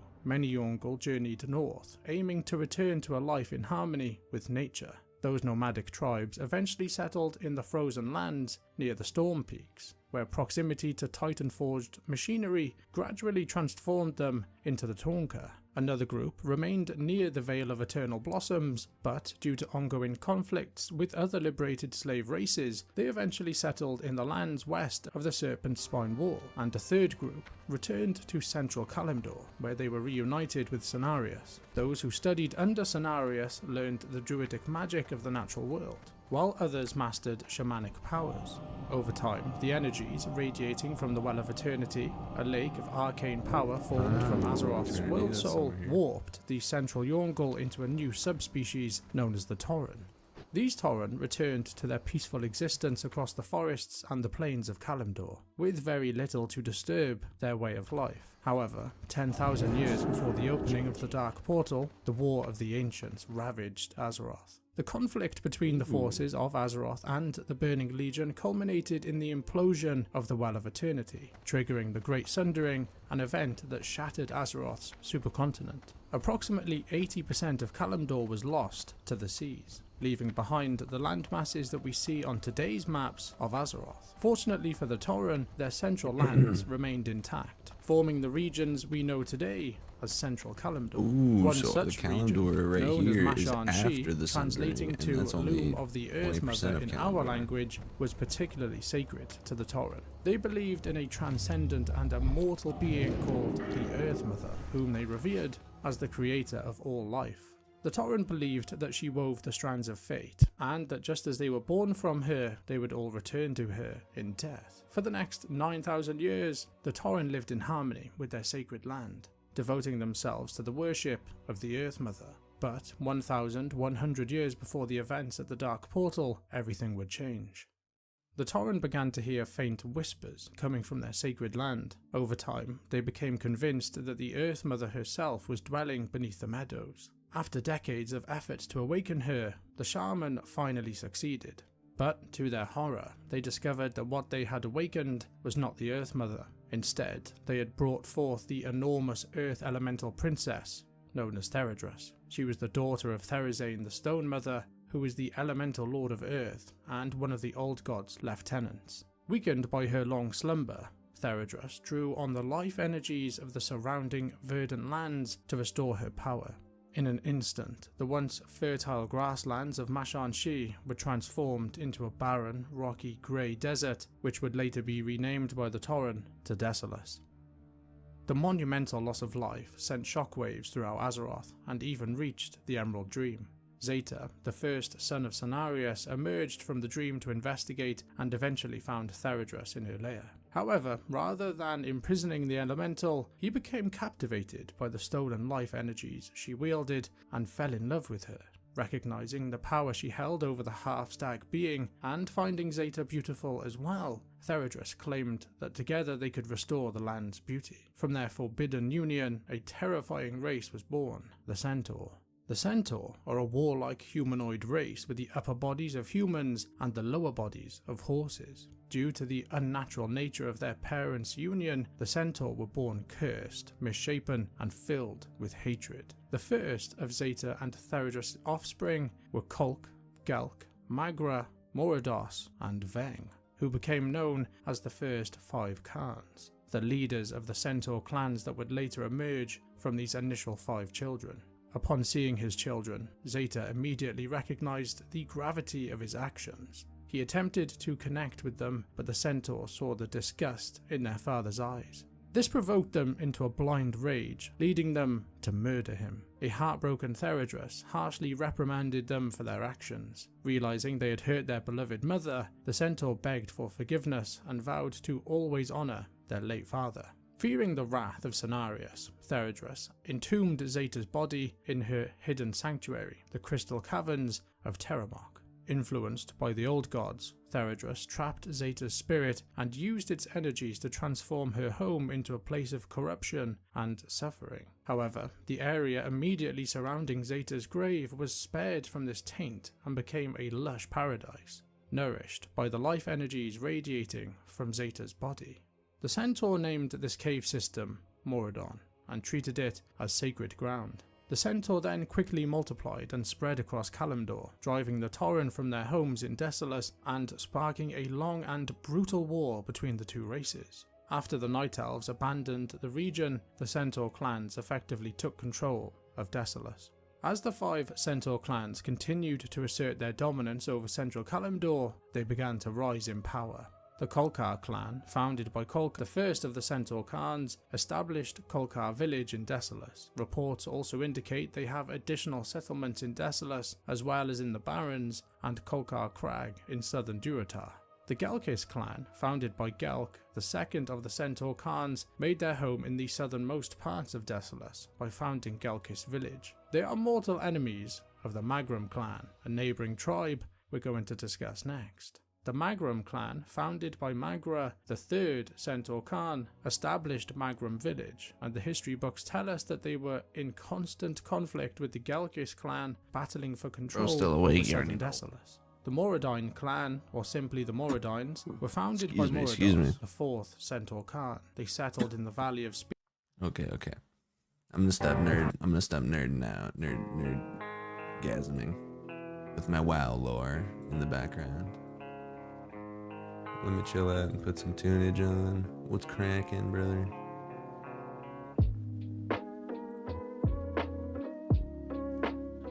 What's it?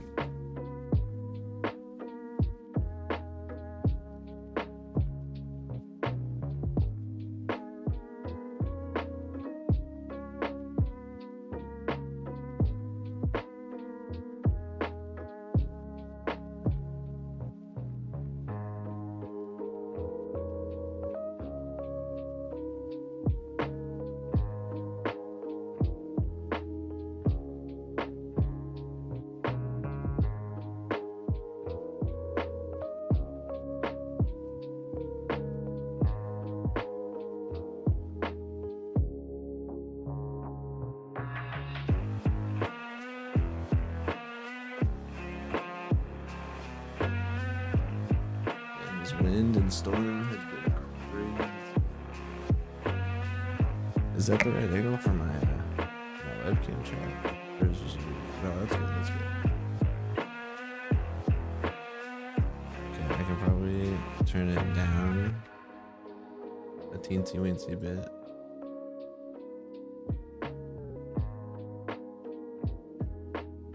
He's just listening to WoW lore. Yeah, I was listening to some WoW lore.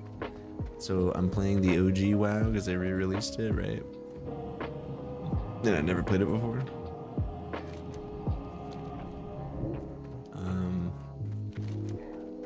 And it's about to roll over to the first expansion, so basically the second version of WoW, the first expansion, right? So I'm a little bit late, but I'm loving it, right? And all these old locations that I've never leveled in and ever quested in, well,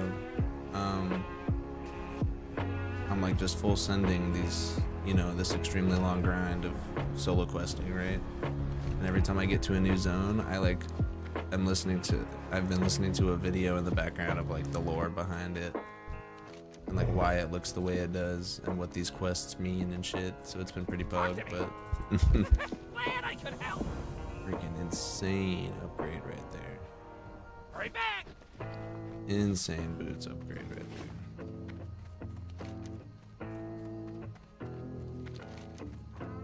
I think I want to go up here and get this guy's head for this quest. Yeah, and this time around on Classic WoW, I'm like playing a class that I haven't. You know, I'm finally maining a different class. When like in real WoW on like retail mode. Every year, every season, every expansion, I was playing the same exact role. Shit. Switching it up for the first time.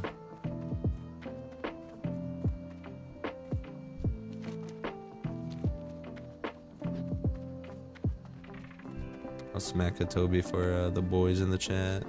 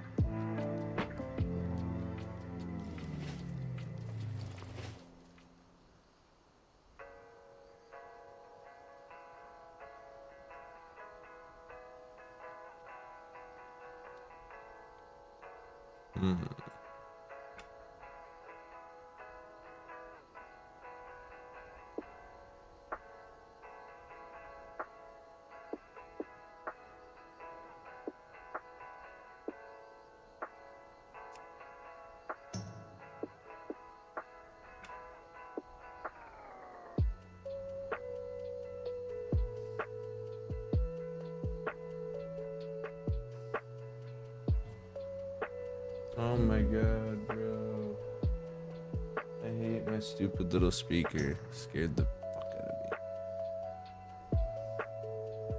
It just shut off on me, bro. Like, oh, it scared the shit out of me.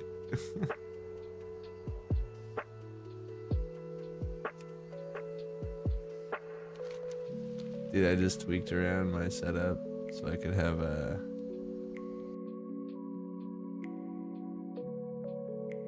more of the game visible.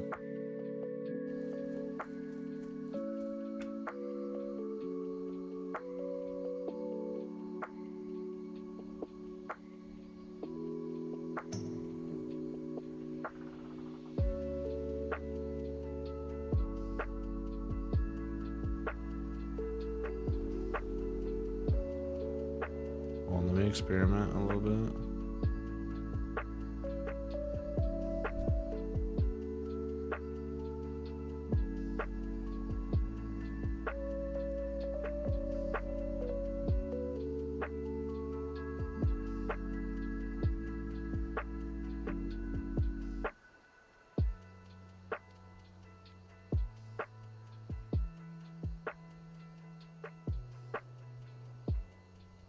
Can I get it to snap onto here, please? Like, come on, Bree.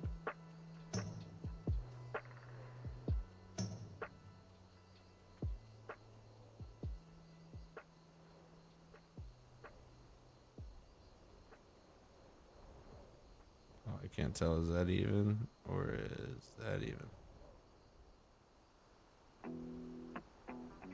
That's good. One more little bump. There we go.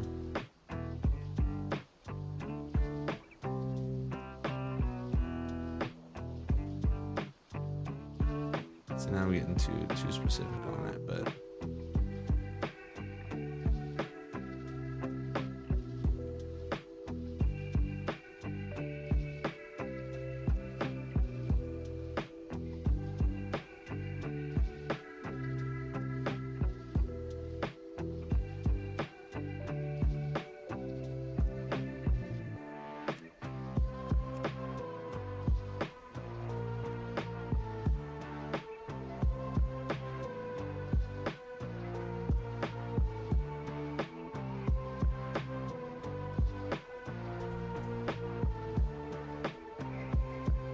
alright, dude.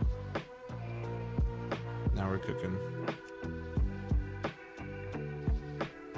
Now on the screen you can see all my action bars.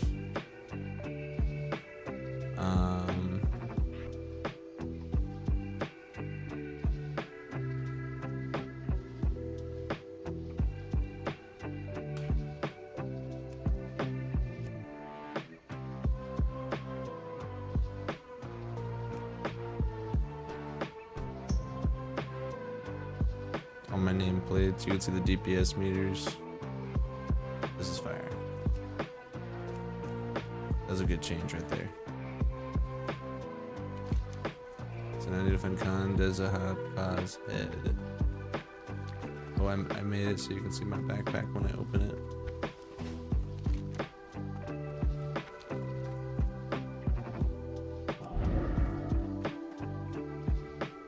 So buffs.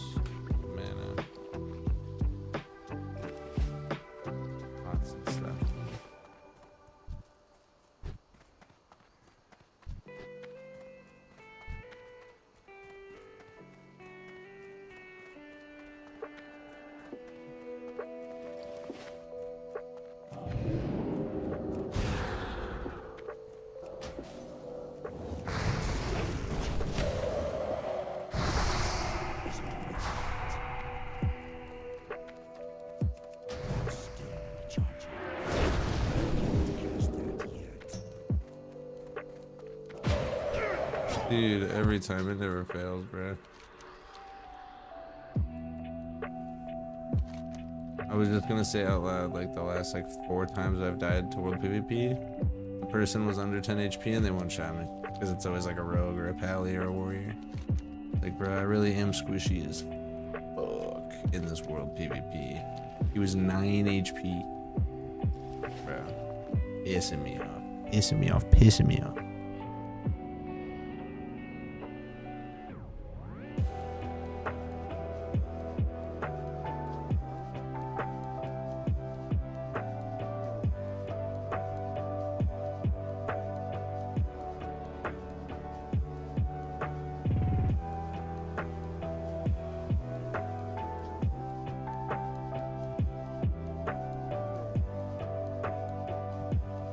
Rip for real, dude. You see that, man? That's crazy.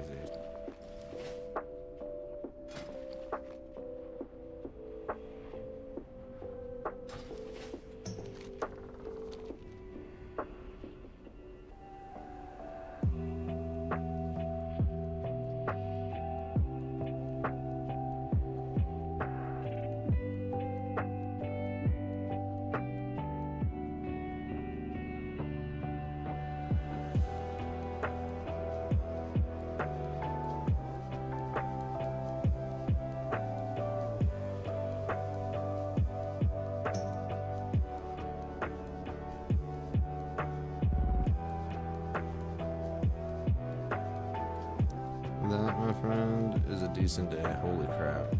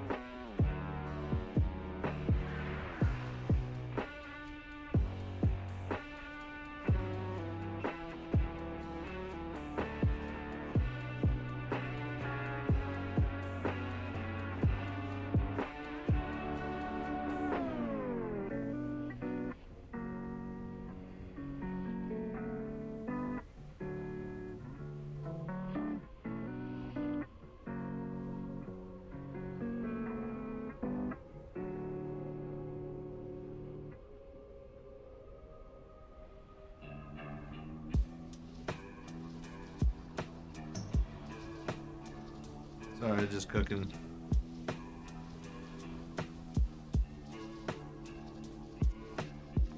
All right.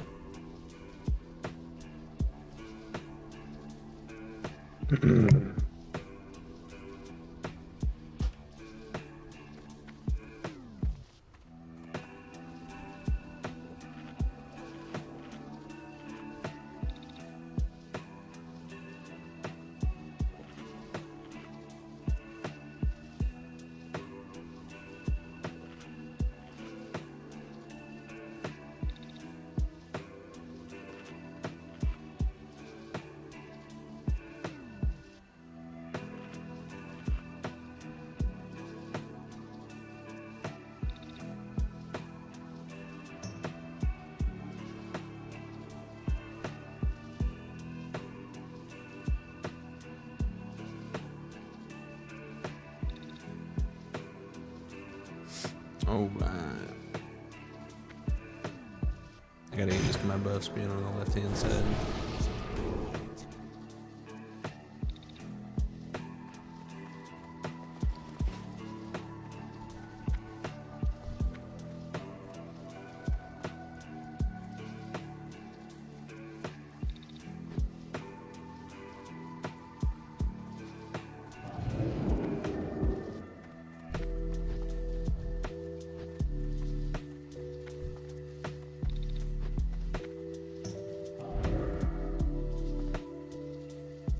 Don't want a cord on battle.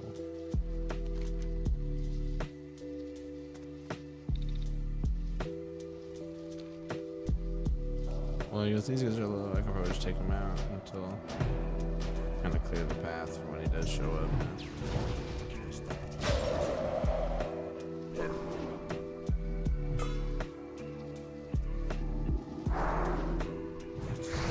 Should be that guy, the battle lord or something. Mauler, battle lord, centaur. I'm looking for a dude named Khan. I'm looking for one guy, probably a patrolling boss with guards, I bet.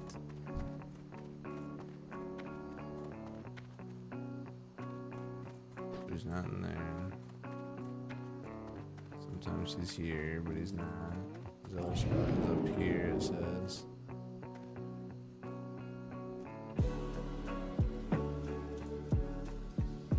The last spot's over here, so he must not be spawned at the moment.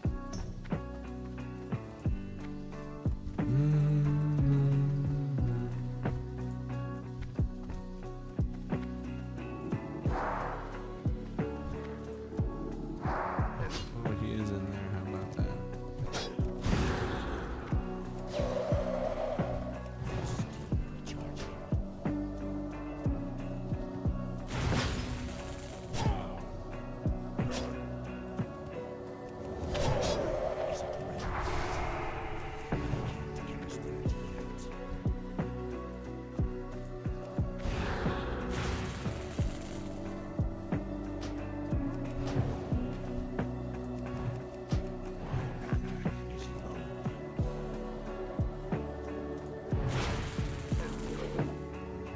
Jeez, dude.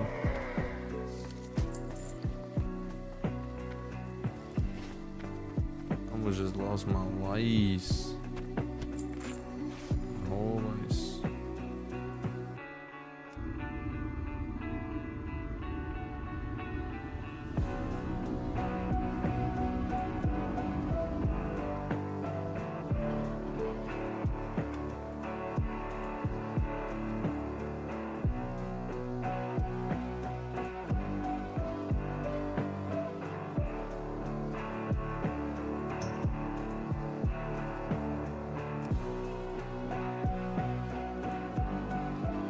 No, that's not bad at all. That's not bad right there.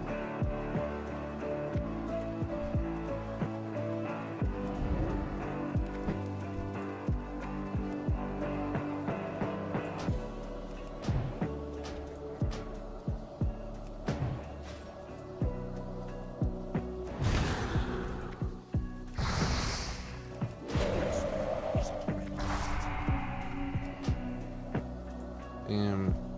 Down goes the king. Con is done.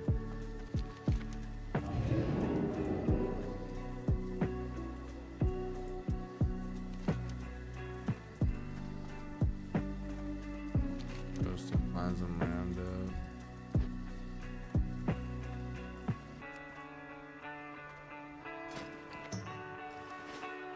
So I need like 3 gold torns. So it's either way I need strength with help before when I get these last 3 levels. Interesting.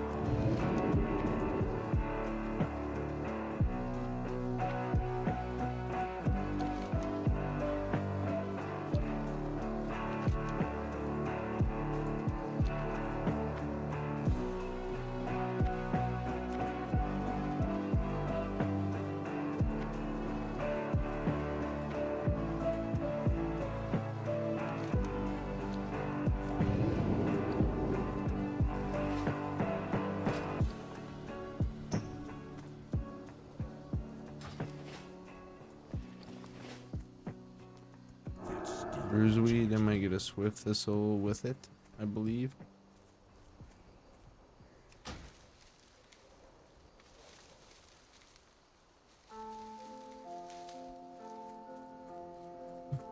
Nope, and what the hell is this?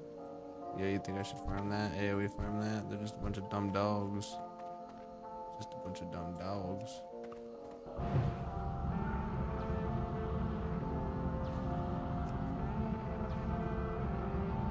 I'm about to just catch a fat W.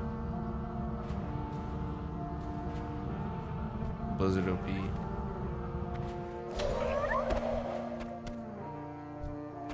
Yeah, I got like 300 XP for that.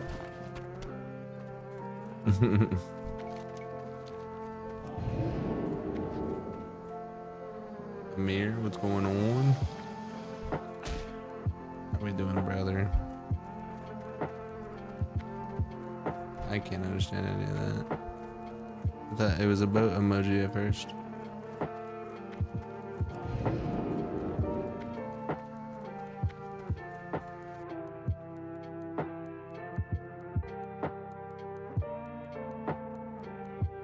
Hello.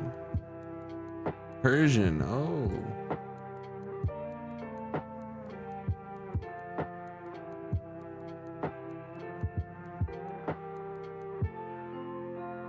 Iranian, ah.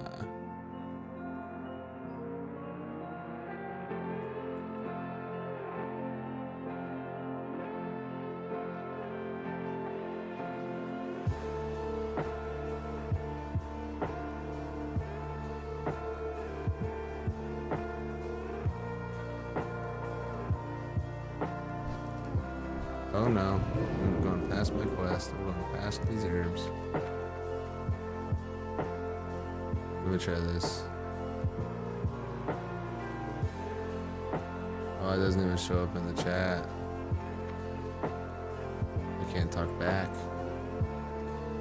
I could try to type the message. Oh, there it goes.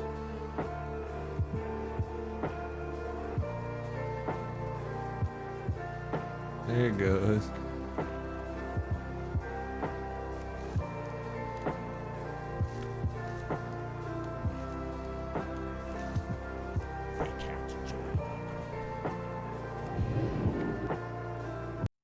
That was getting a little obnoxiously overwhelming. I can't cast that yet. That's still recharging. That spell isn't ready yet.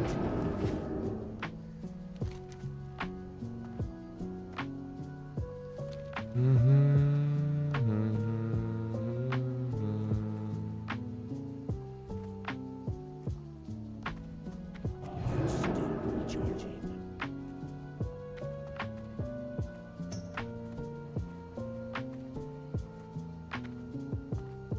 Oh, it's hitting me now. I'm getting tired now, just out of nowhere.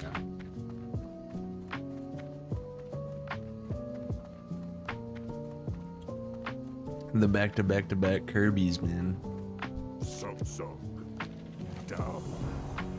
15 centaur ears. Okay. Get a little belt upgrade, or I could just sell that for 20 silver.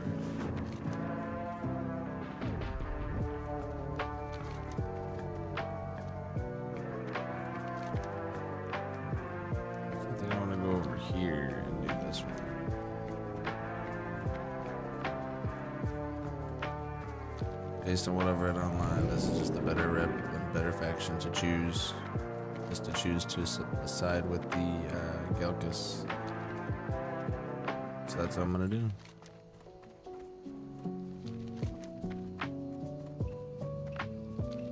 Excuse me.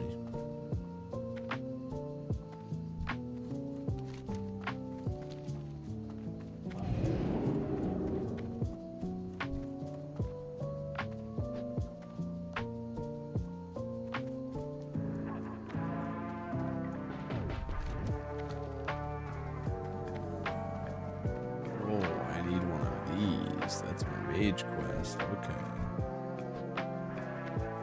I need an infernal orb from a burning blade somewhere. Gotcha. One of these jars.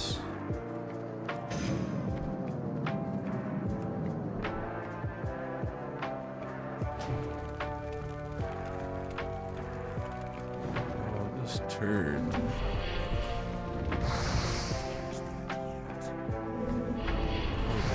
Oh god, I'm out of here.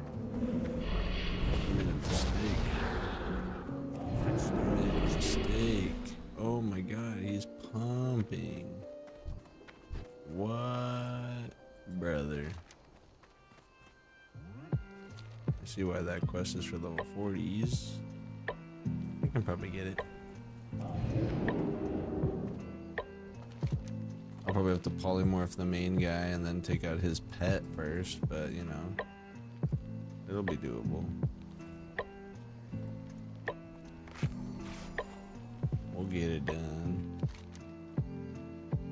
Damn, how do I get up here, dude? Can I make it up here?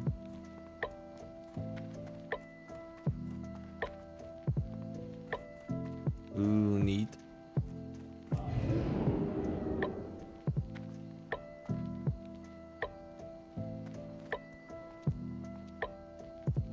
Undead Ravager, he's just giant skeleton boys. Oh god.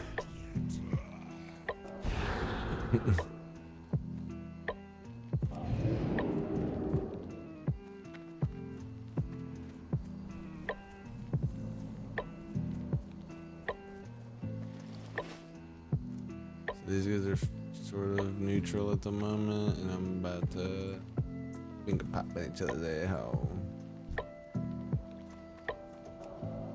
Let's fight one at a time and test him, and if he's fully melee, I'll start AoE pulling.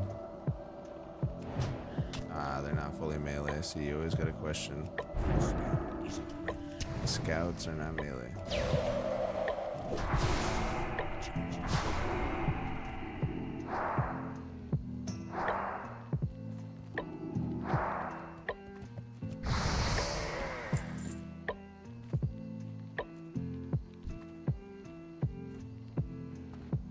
Wind Chasers most definitely not gonna be melee. It might be like a enhanced shaman. Nope. No way.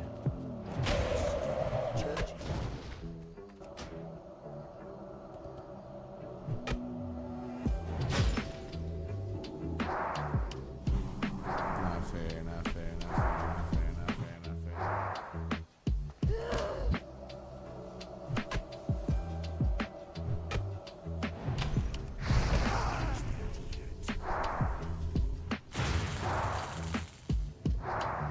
Nice, nice, nice.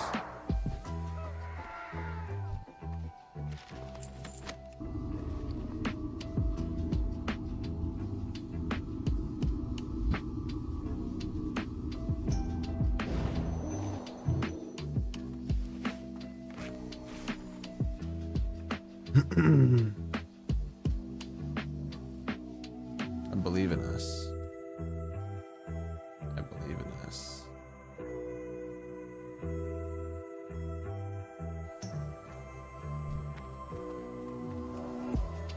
Ooh, that was an alliance I could have killed right there. Oopski.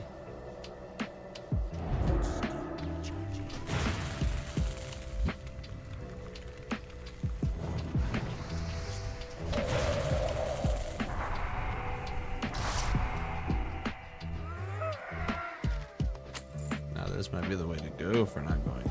Holy crap.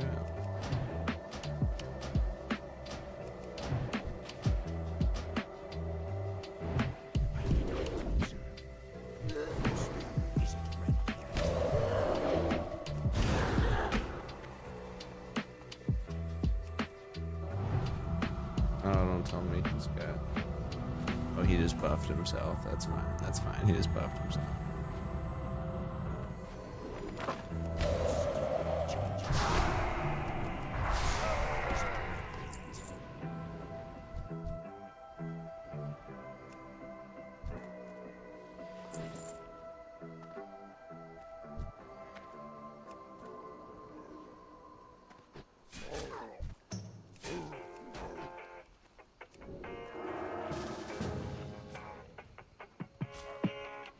Ooh, yeah, I got a dude helping me now.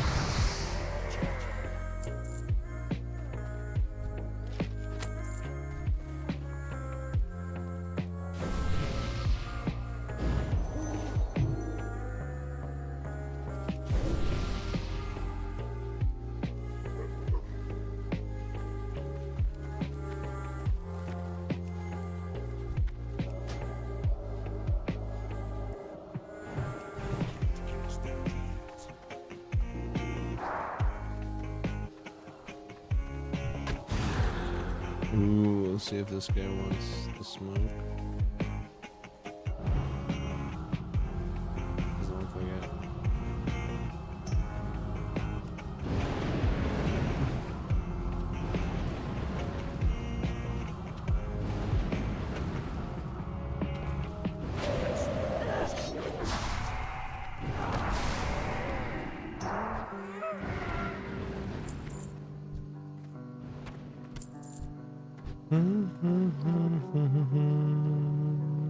Man, shouldn't they always drop 2 ears?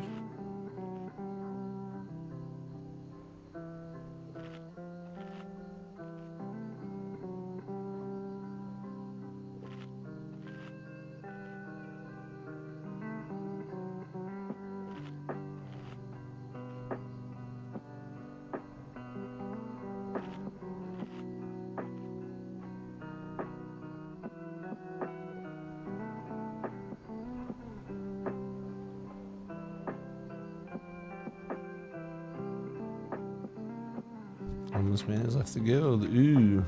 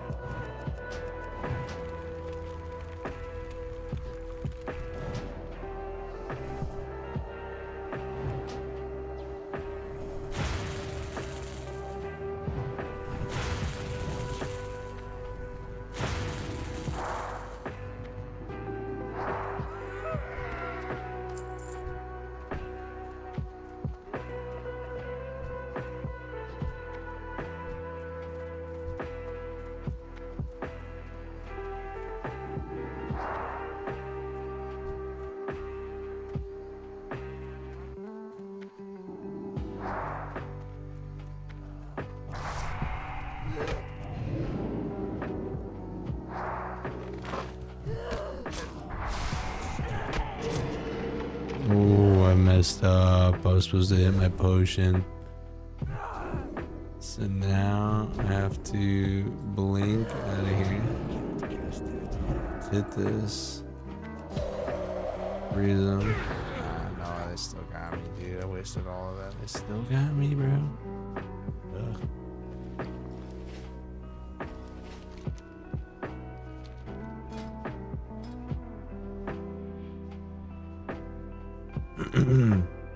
So every 5 people I get 100. I need to kill like 40 more people. Wow.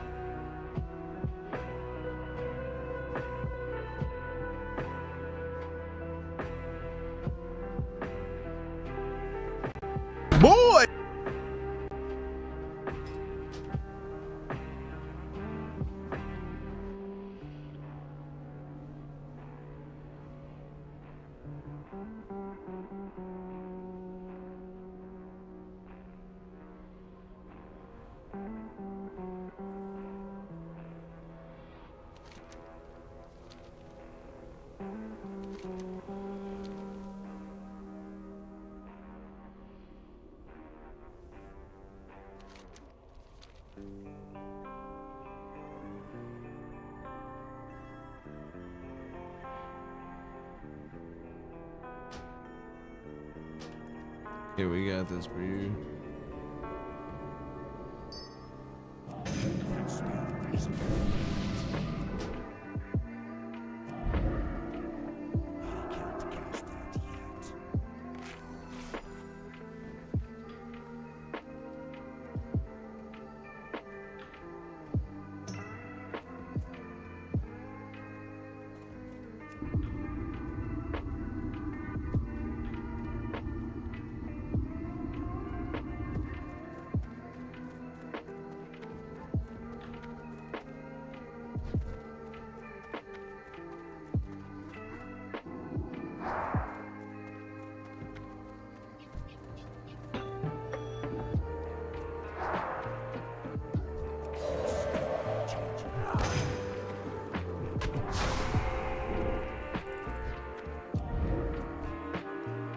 Too far away. This spell isn't ready yet. There we go. That's what we're supposed to be doing this whole time. These dudes are fast though, bro. They're hard to keep contained.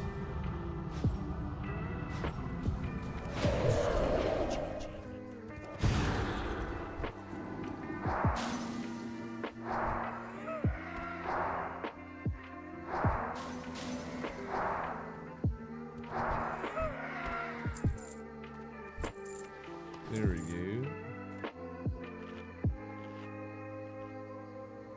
Boom, boom, boom. Boom, boom,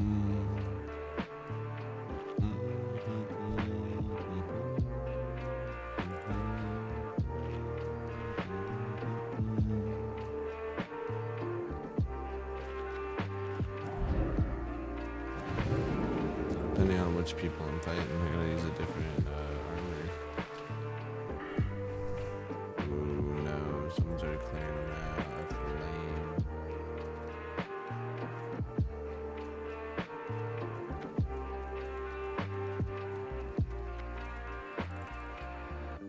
Ooh, I gotta take him out. He can't see me.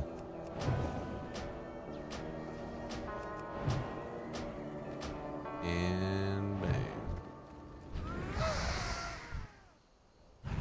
Range. That spell isn't ready yet. Sorry, bro, you taking out my bombs. I'd take you out. Cast that yet. That spell isn't ready yet.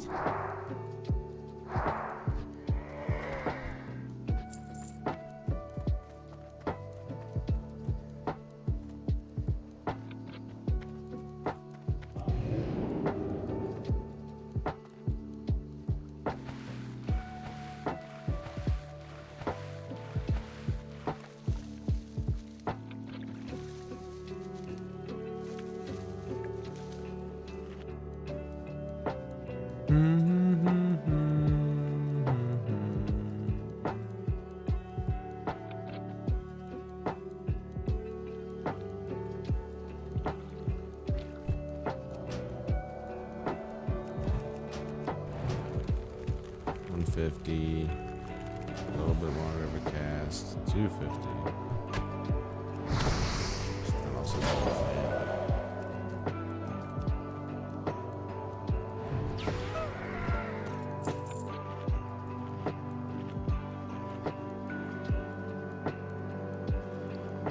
damn, that'll sell.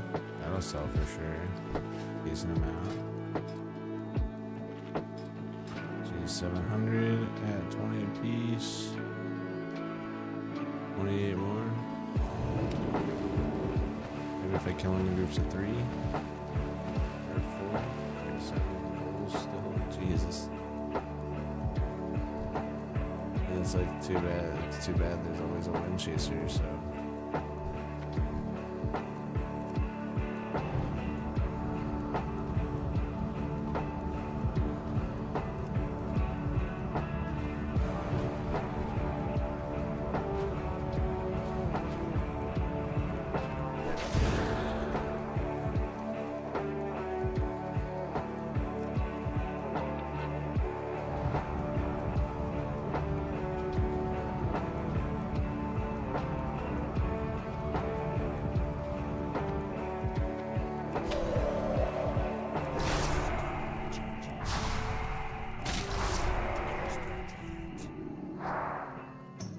Like how it's pretty much programmed in WoW that animals don't run away in fear. Like,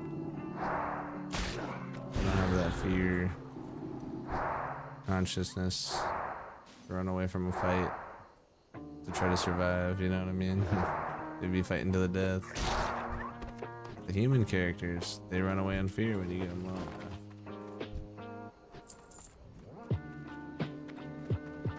Interesting.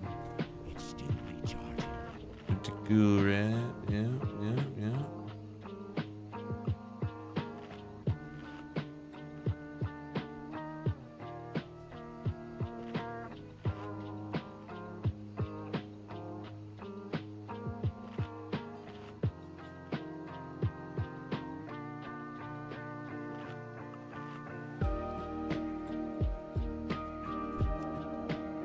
Let's just take this guy out. Why not?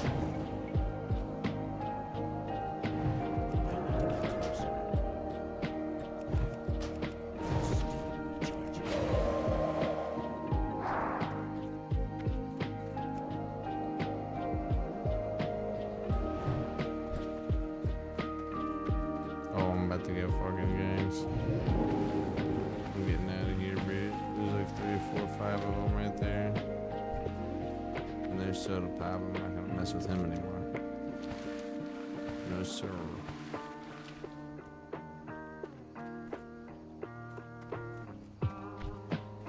But on the way out, let's just get as much as we can.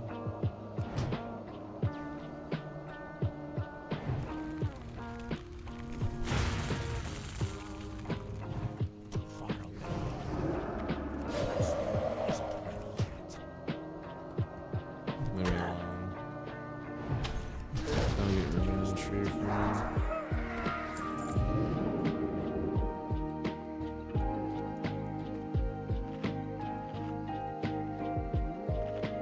Regular Stormer. Don't fucking do it, buddy. Don't fucking do it if you know what's best for you.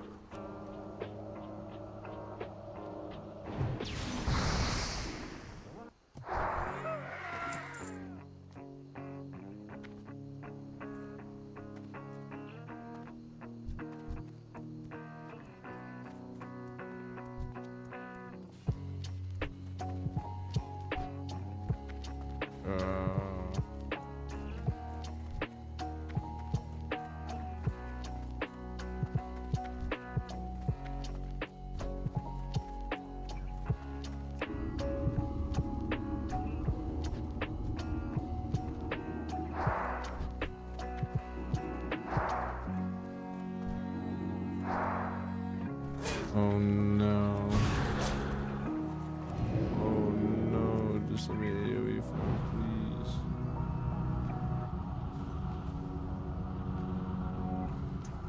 He just runs right through it, eh? How about that? He just runs right through it.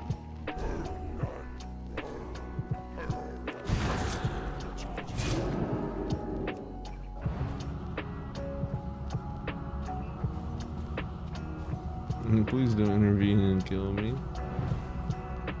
I'd be very sad after all this hard work.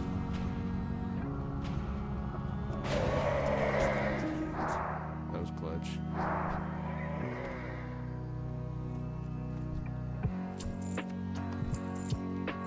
Like right there, shouldn't they all have ears? How do I kill 3 of them and I only come out with 1 ear? This dude's clearly AFK, I gotta take him out.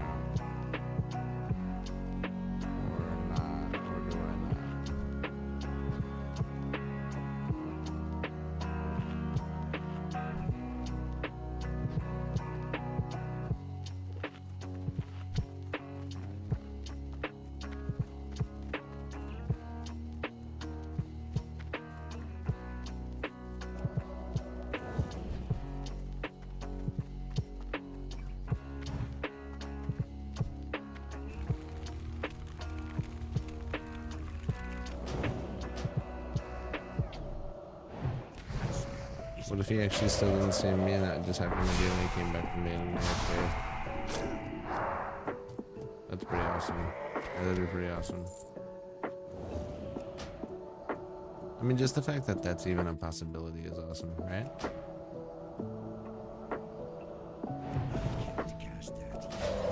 Oh, that was a fat one.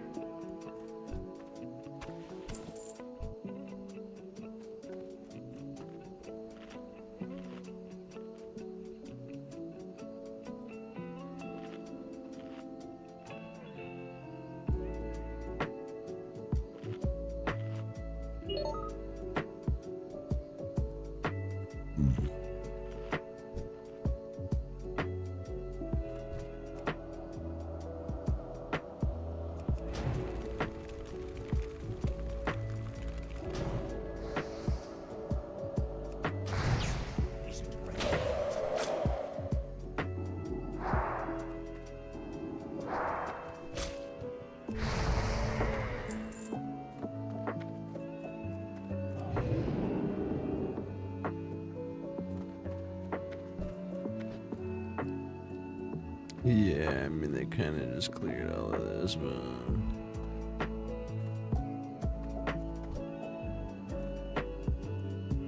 we can come get some scraps, some leftovers.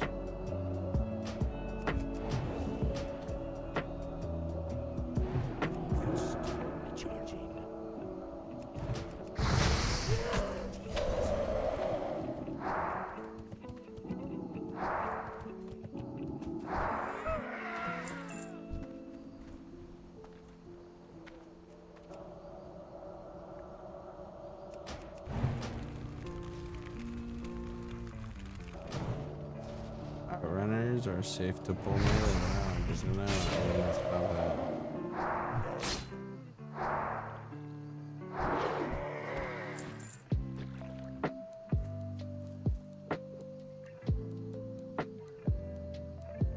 Scout, however, not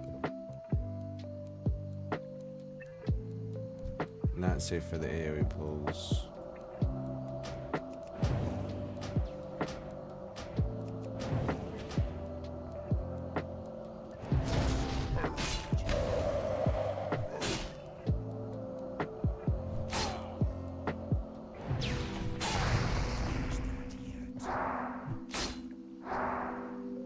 The outrunners don't run in fear, they call for help. Interesting distinction.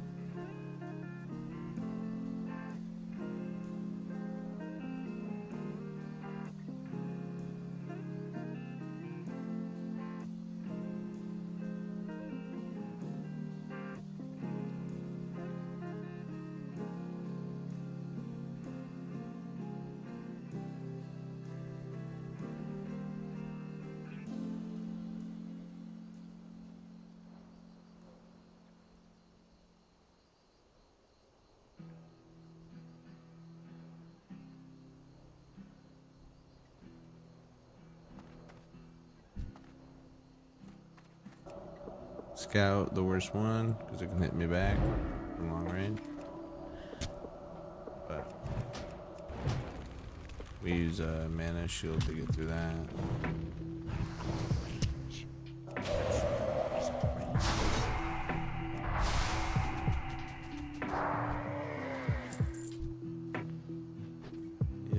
nothing but scouts over here. Approximately 15 more. Be nice if I can get a big group of 3 or 4. So these are controls.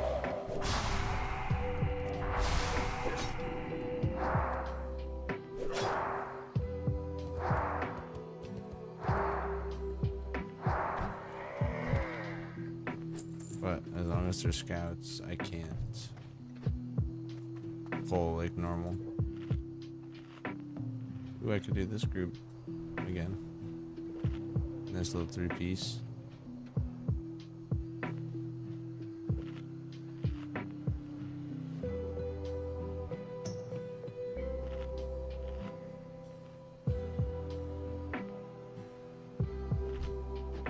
So I can get to at least 2,000 mana.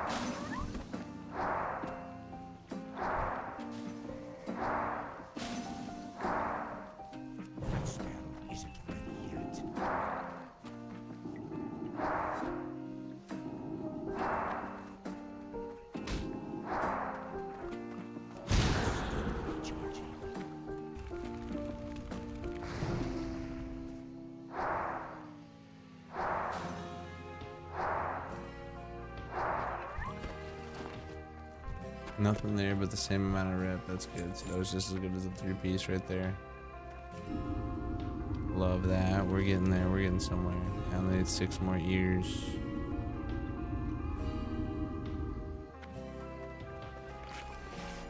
Six more years, chat.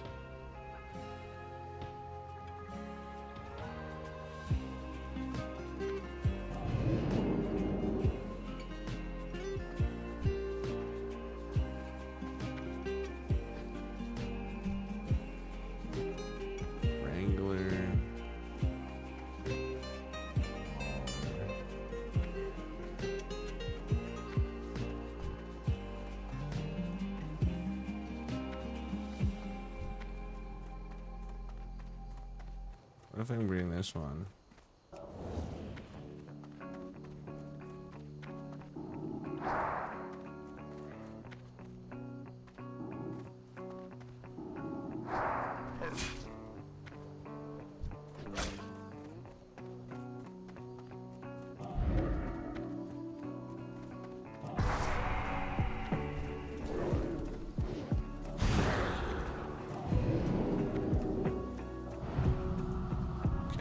And I have a mana crystal if needed.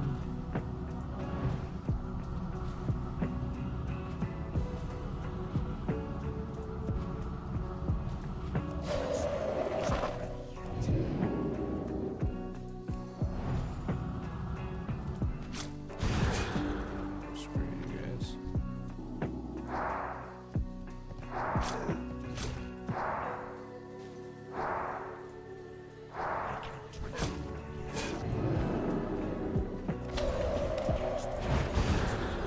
Oh my goodness.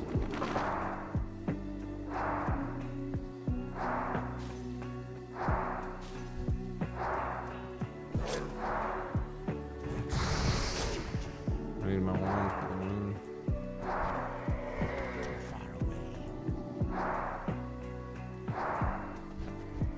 Oh my gosh, I can't believe I did that.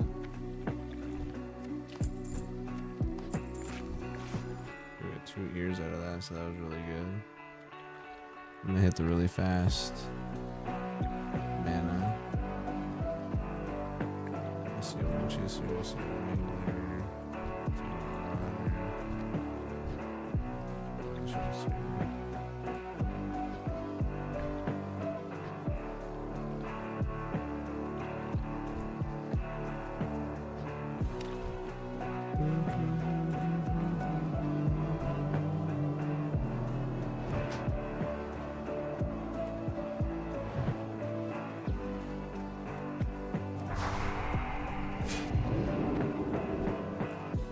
Okay, getting a little spicy here.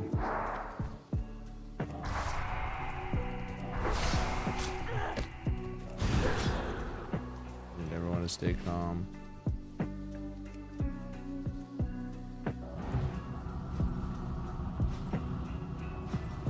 Not a single one got hurt by that, and that was an fail. So we abort mission.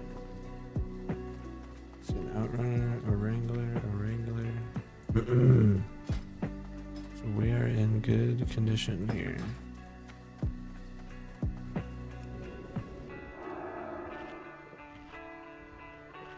Really good position. Just gotta not pull these guys.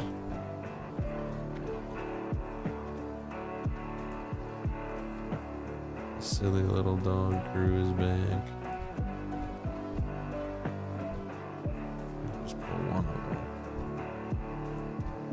And an outrunner. Ooh, if I can get the outrunner over here, that would be money.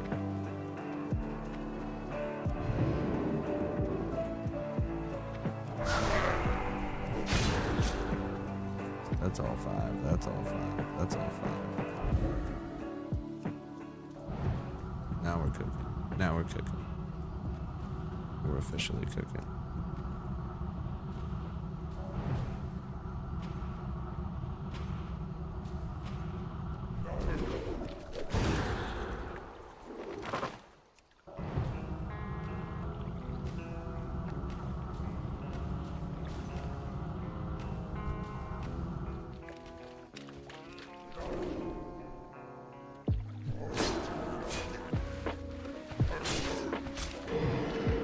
Damn, what a letdown, dude. What a letdown.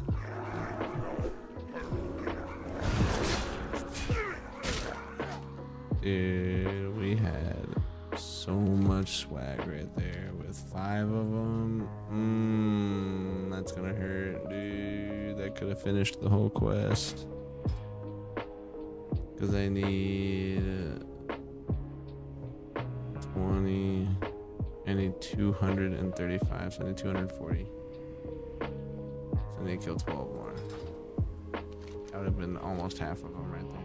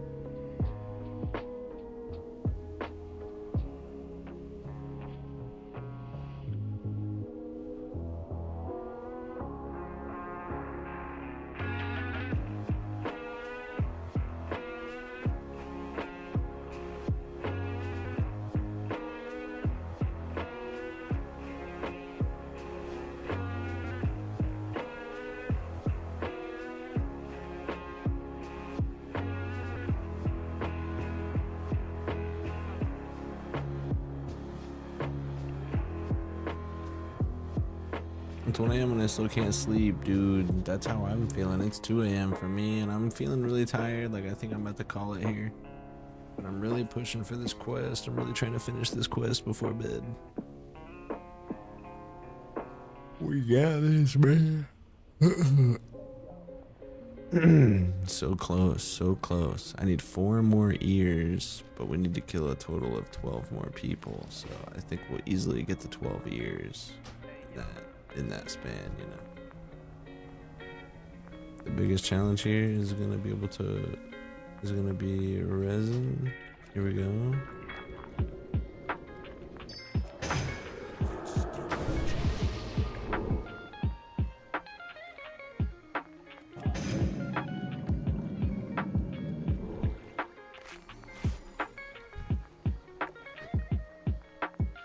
Oh no. Okay, he's fighting that thing. Let me get the Wrangler, the Outrunner.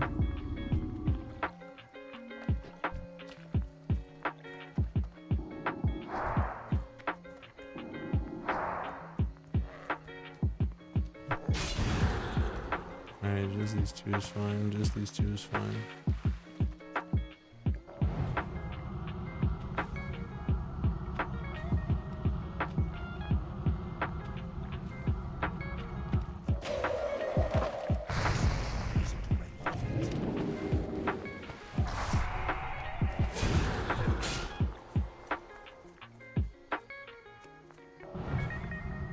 Let me see if I can sleep. Yeah, that's fair. That's probably a smart move. I bet you'll be able to fall asleep. You know what I'm saying? Count them sheep, dog.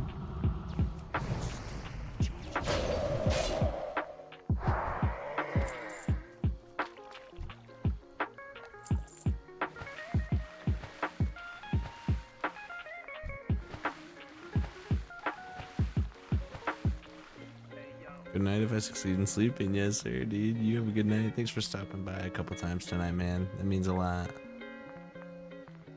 Drop a thumbs up on the stream if you haven't already, man. We'll see you around. We'll see you around.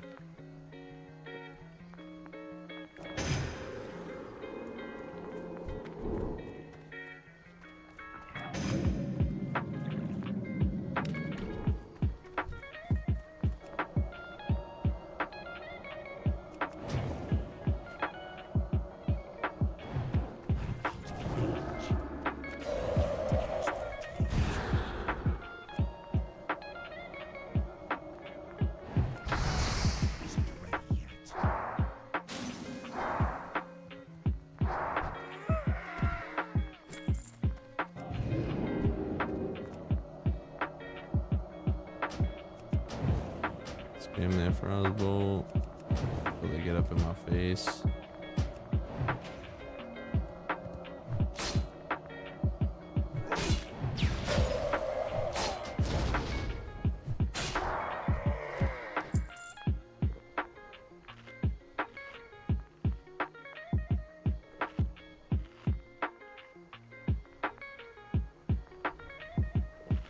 That's when you're really getting it face.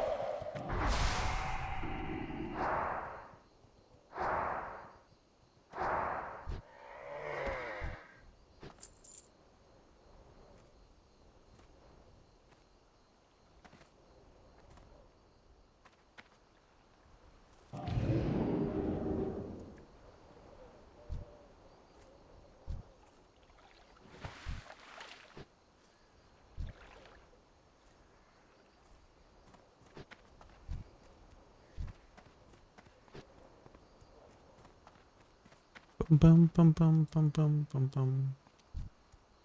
I need to get closer.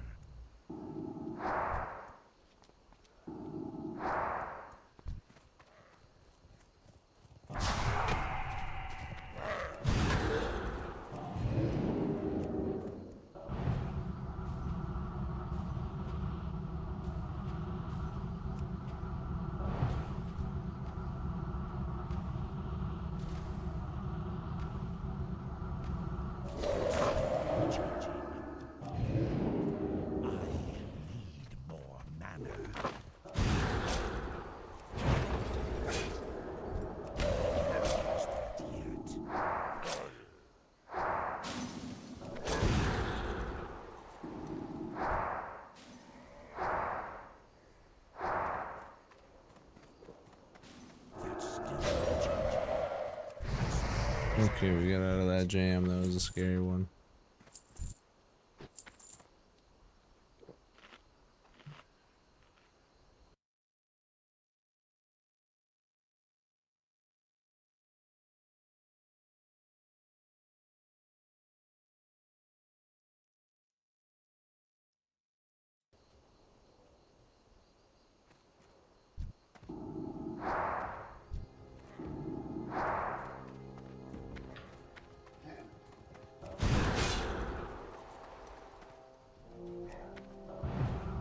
See if two of them.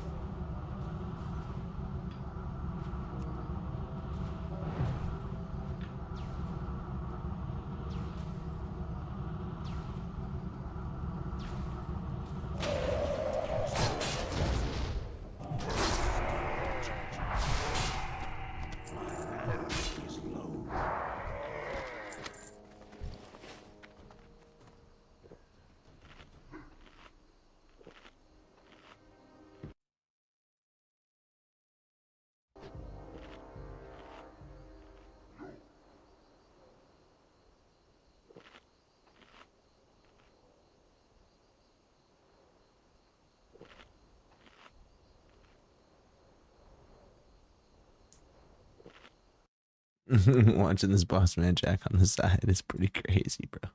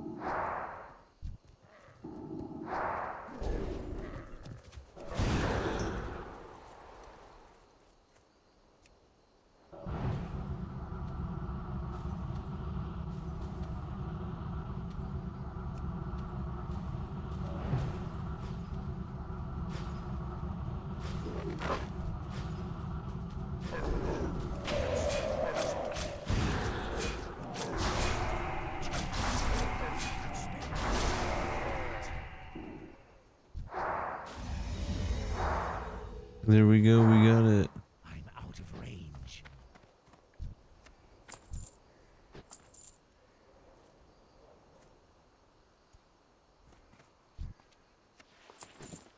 And we got the last one done.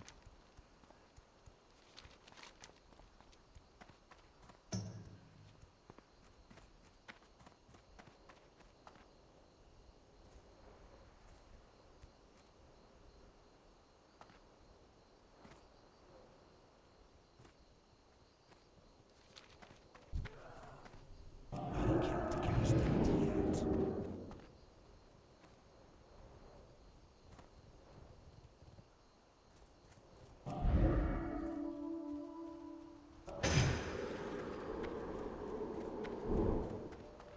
It's probably a pretty good stopping point for the night.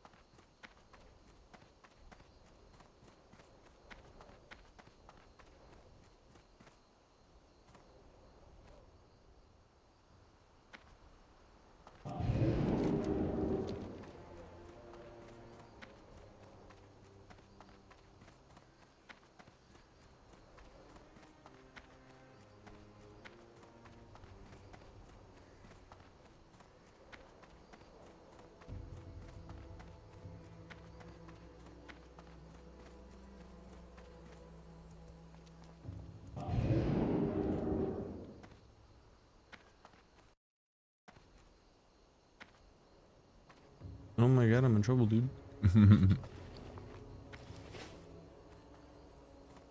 Go forth to victory. Go with honor.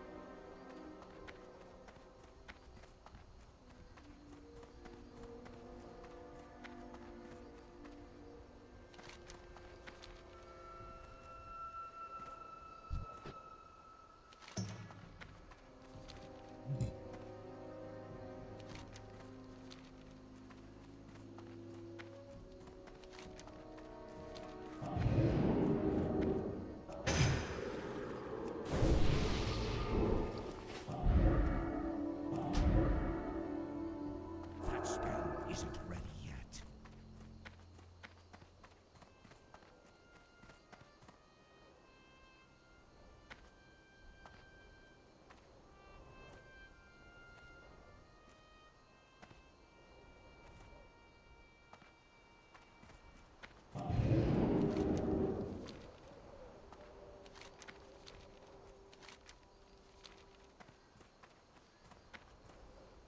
I can't cast that yet.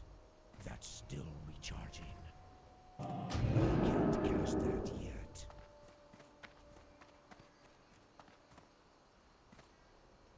That spell isn't ready yet. That's still recharging. I can't cast that yet.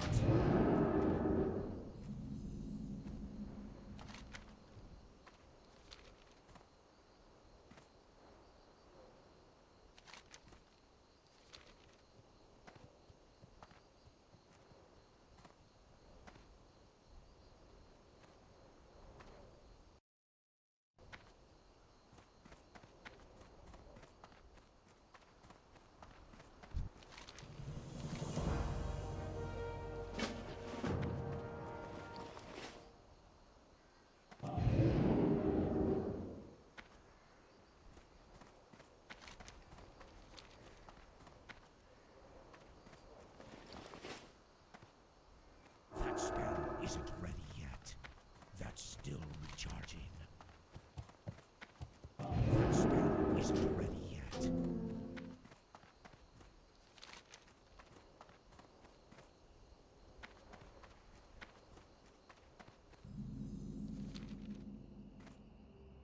That's still recharging.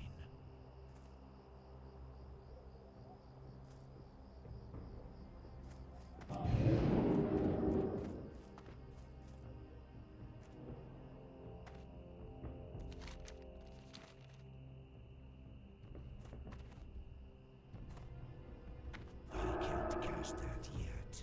That spell isn't ready yet. That's still recharging.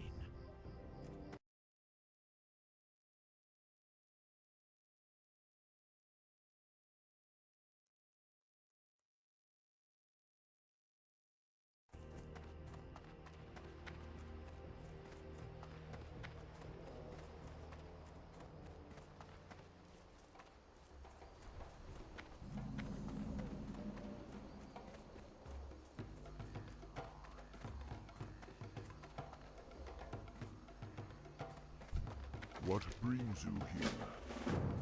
We got the good stuff, man.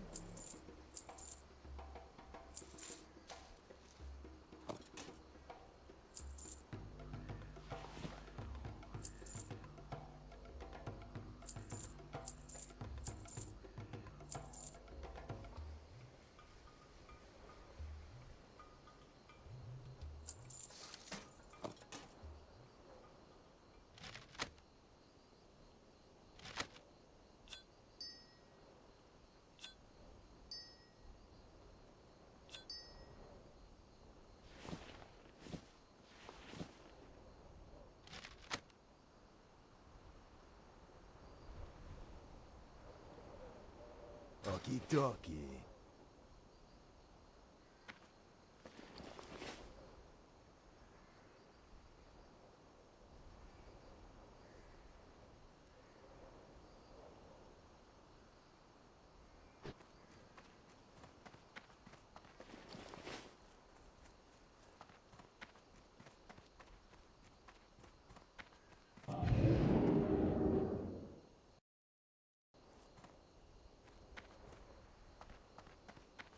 The winds guide you.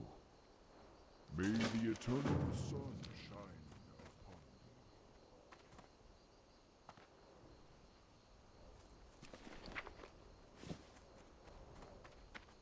upon Greetings, traveler. May the eternal sun shine upon thee.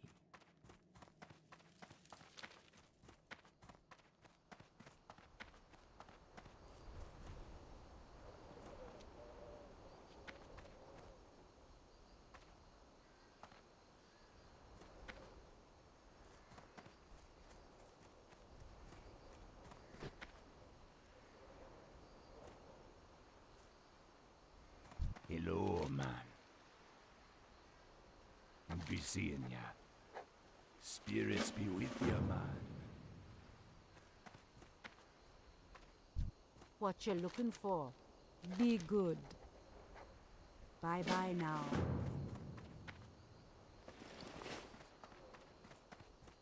Hi.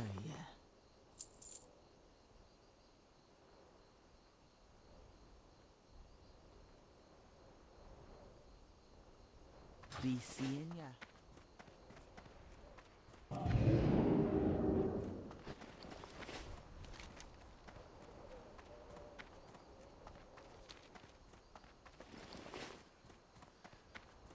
How may I aid you? Goodbye.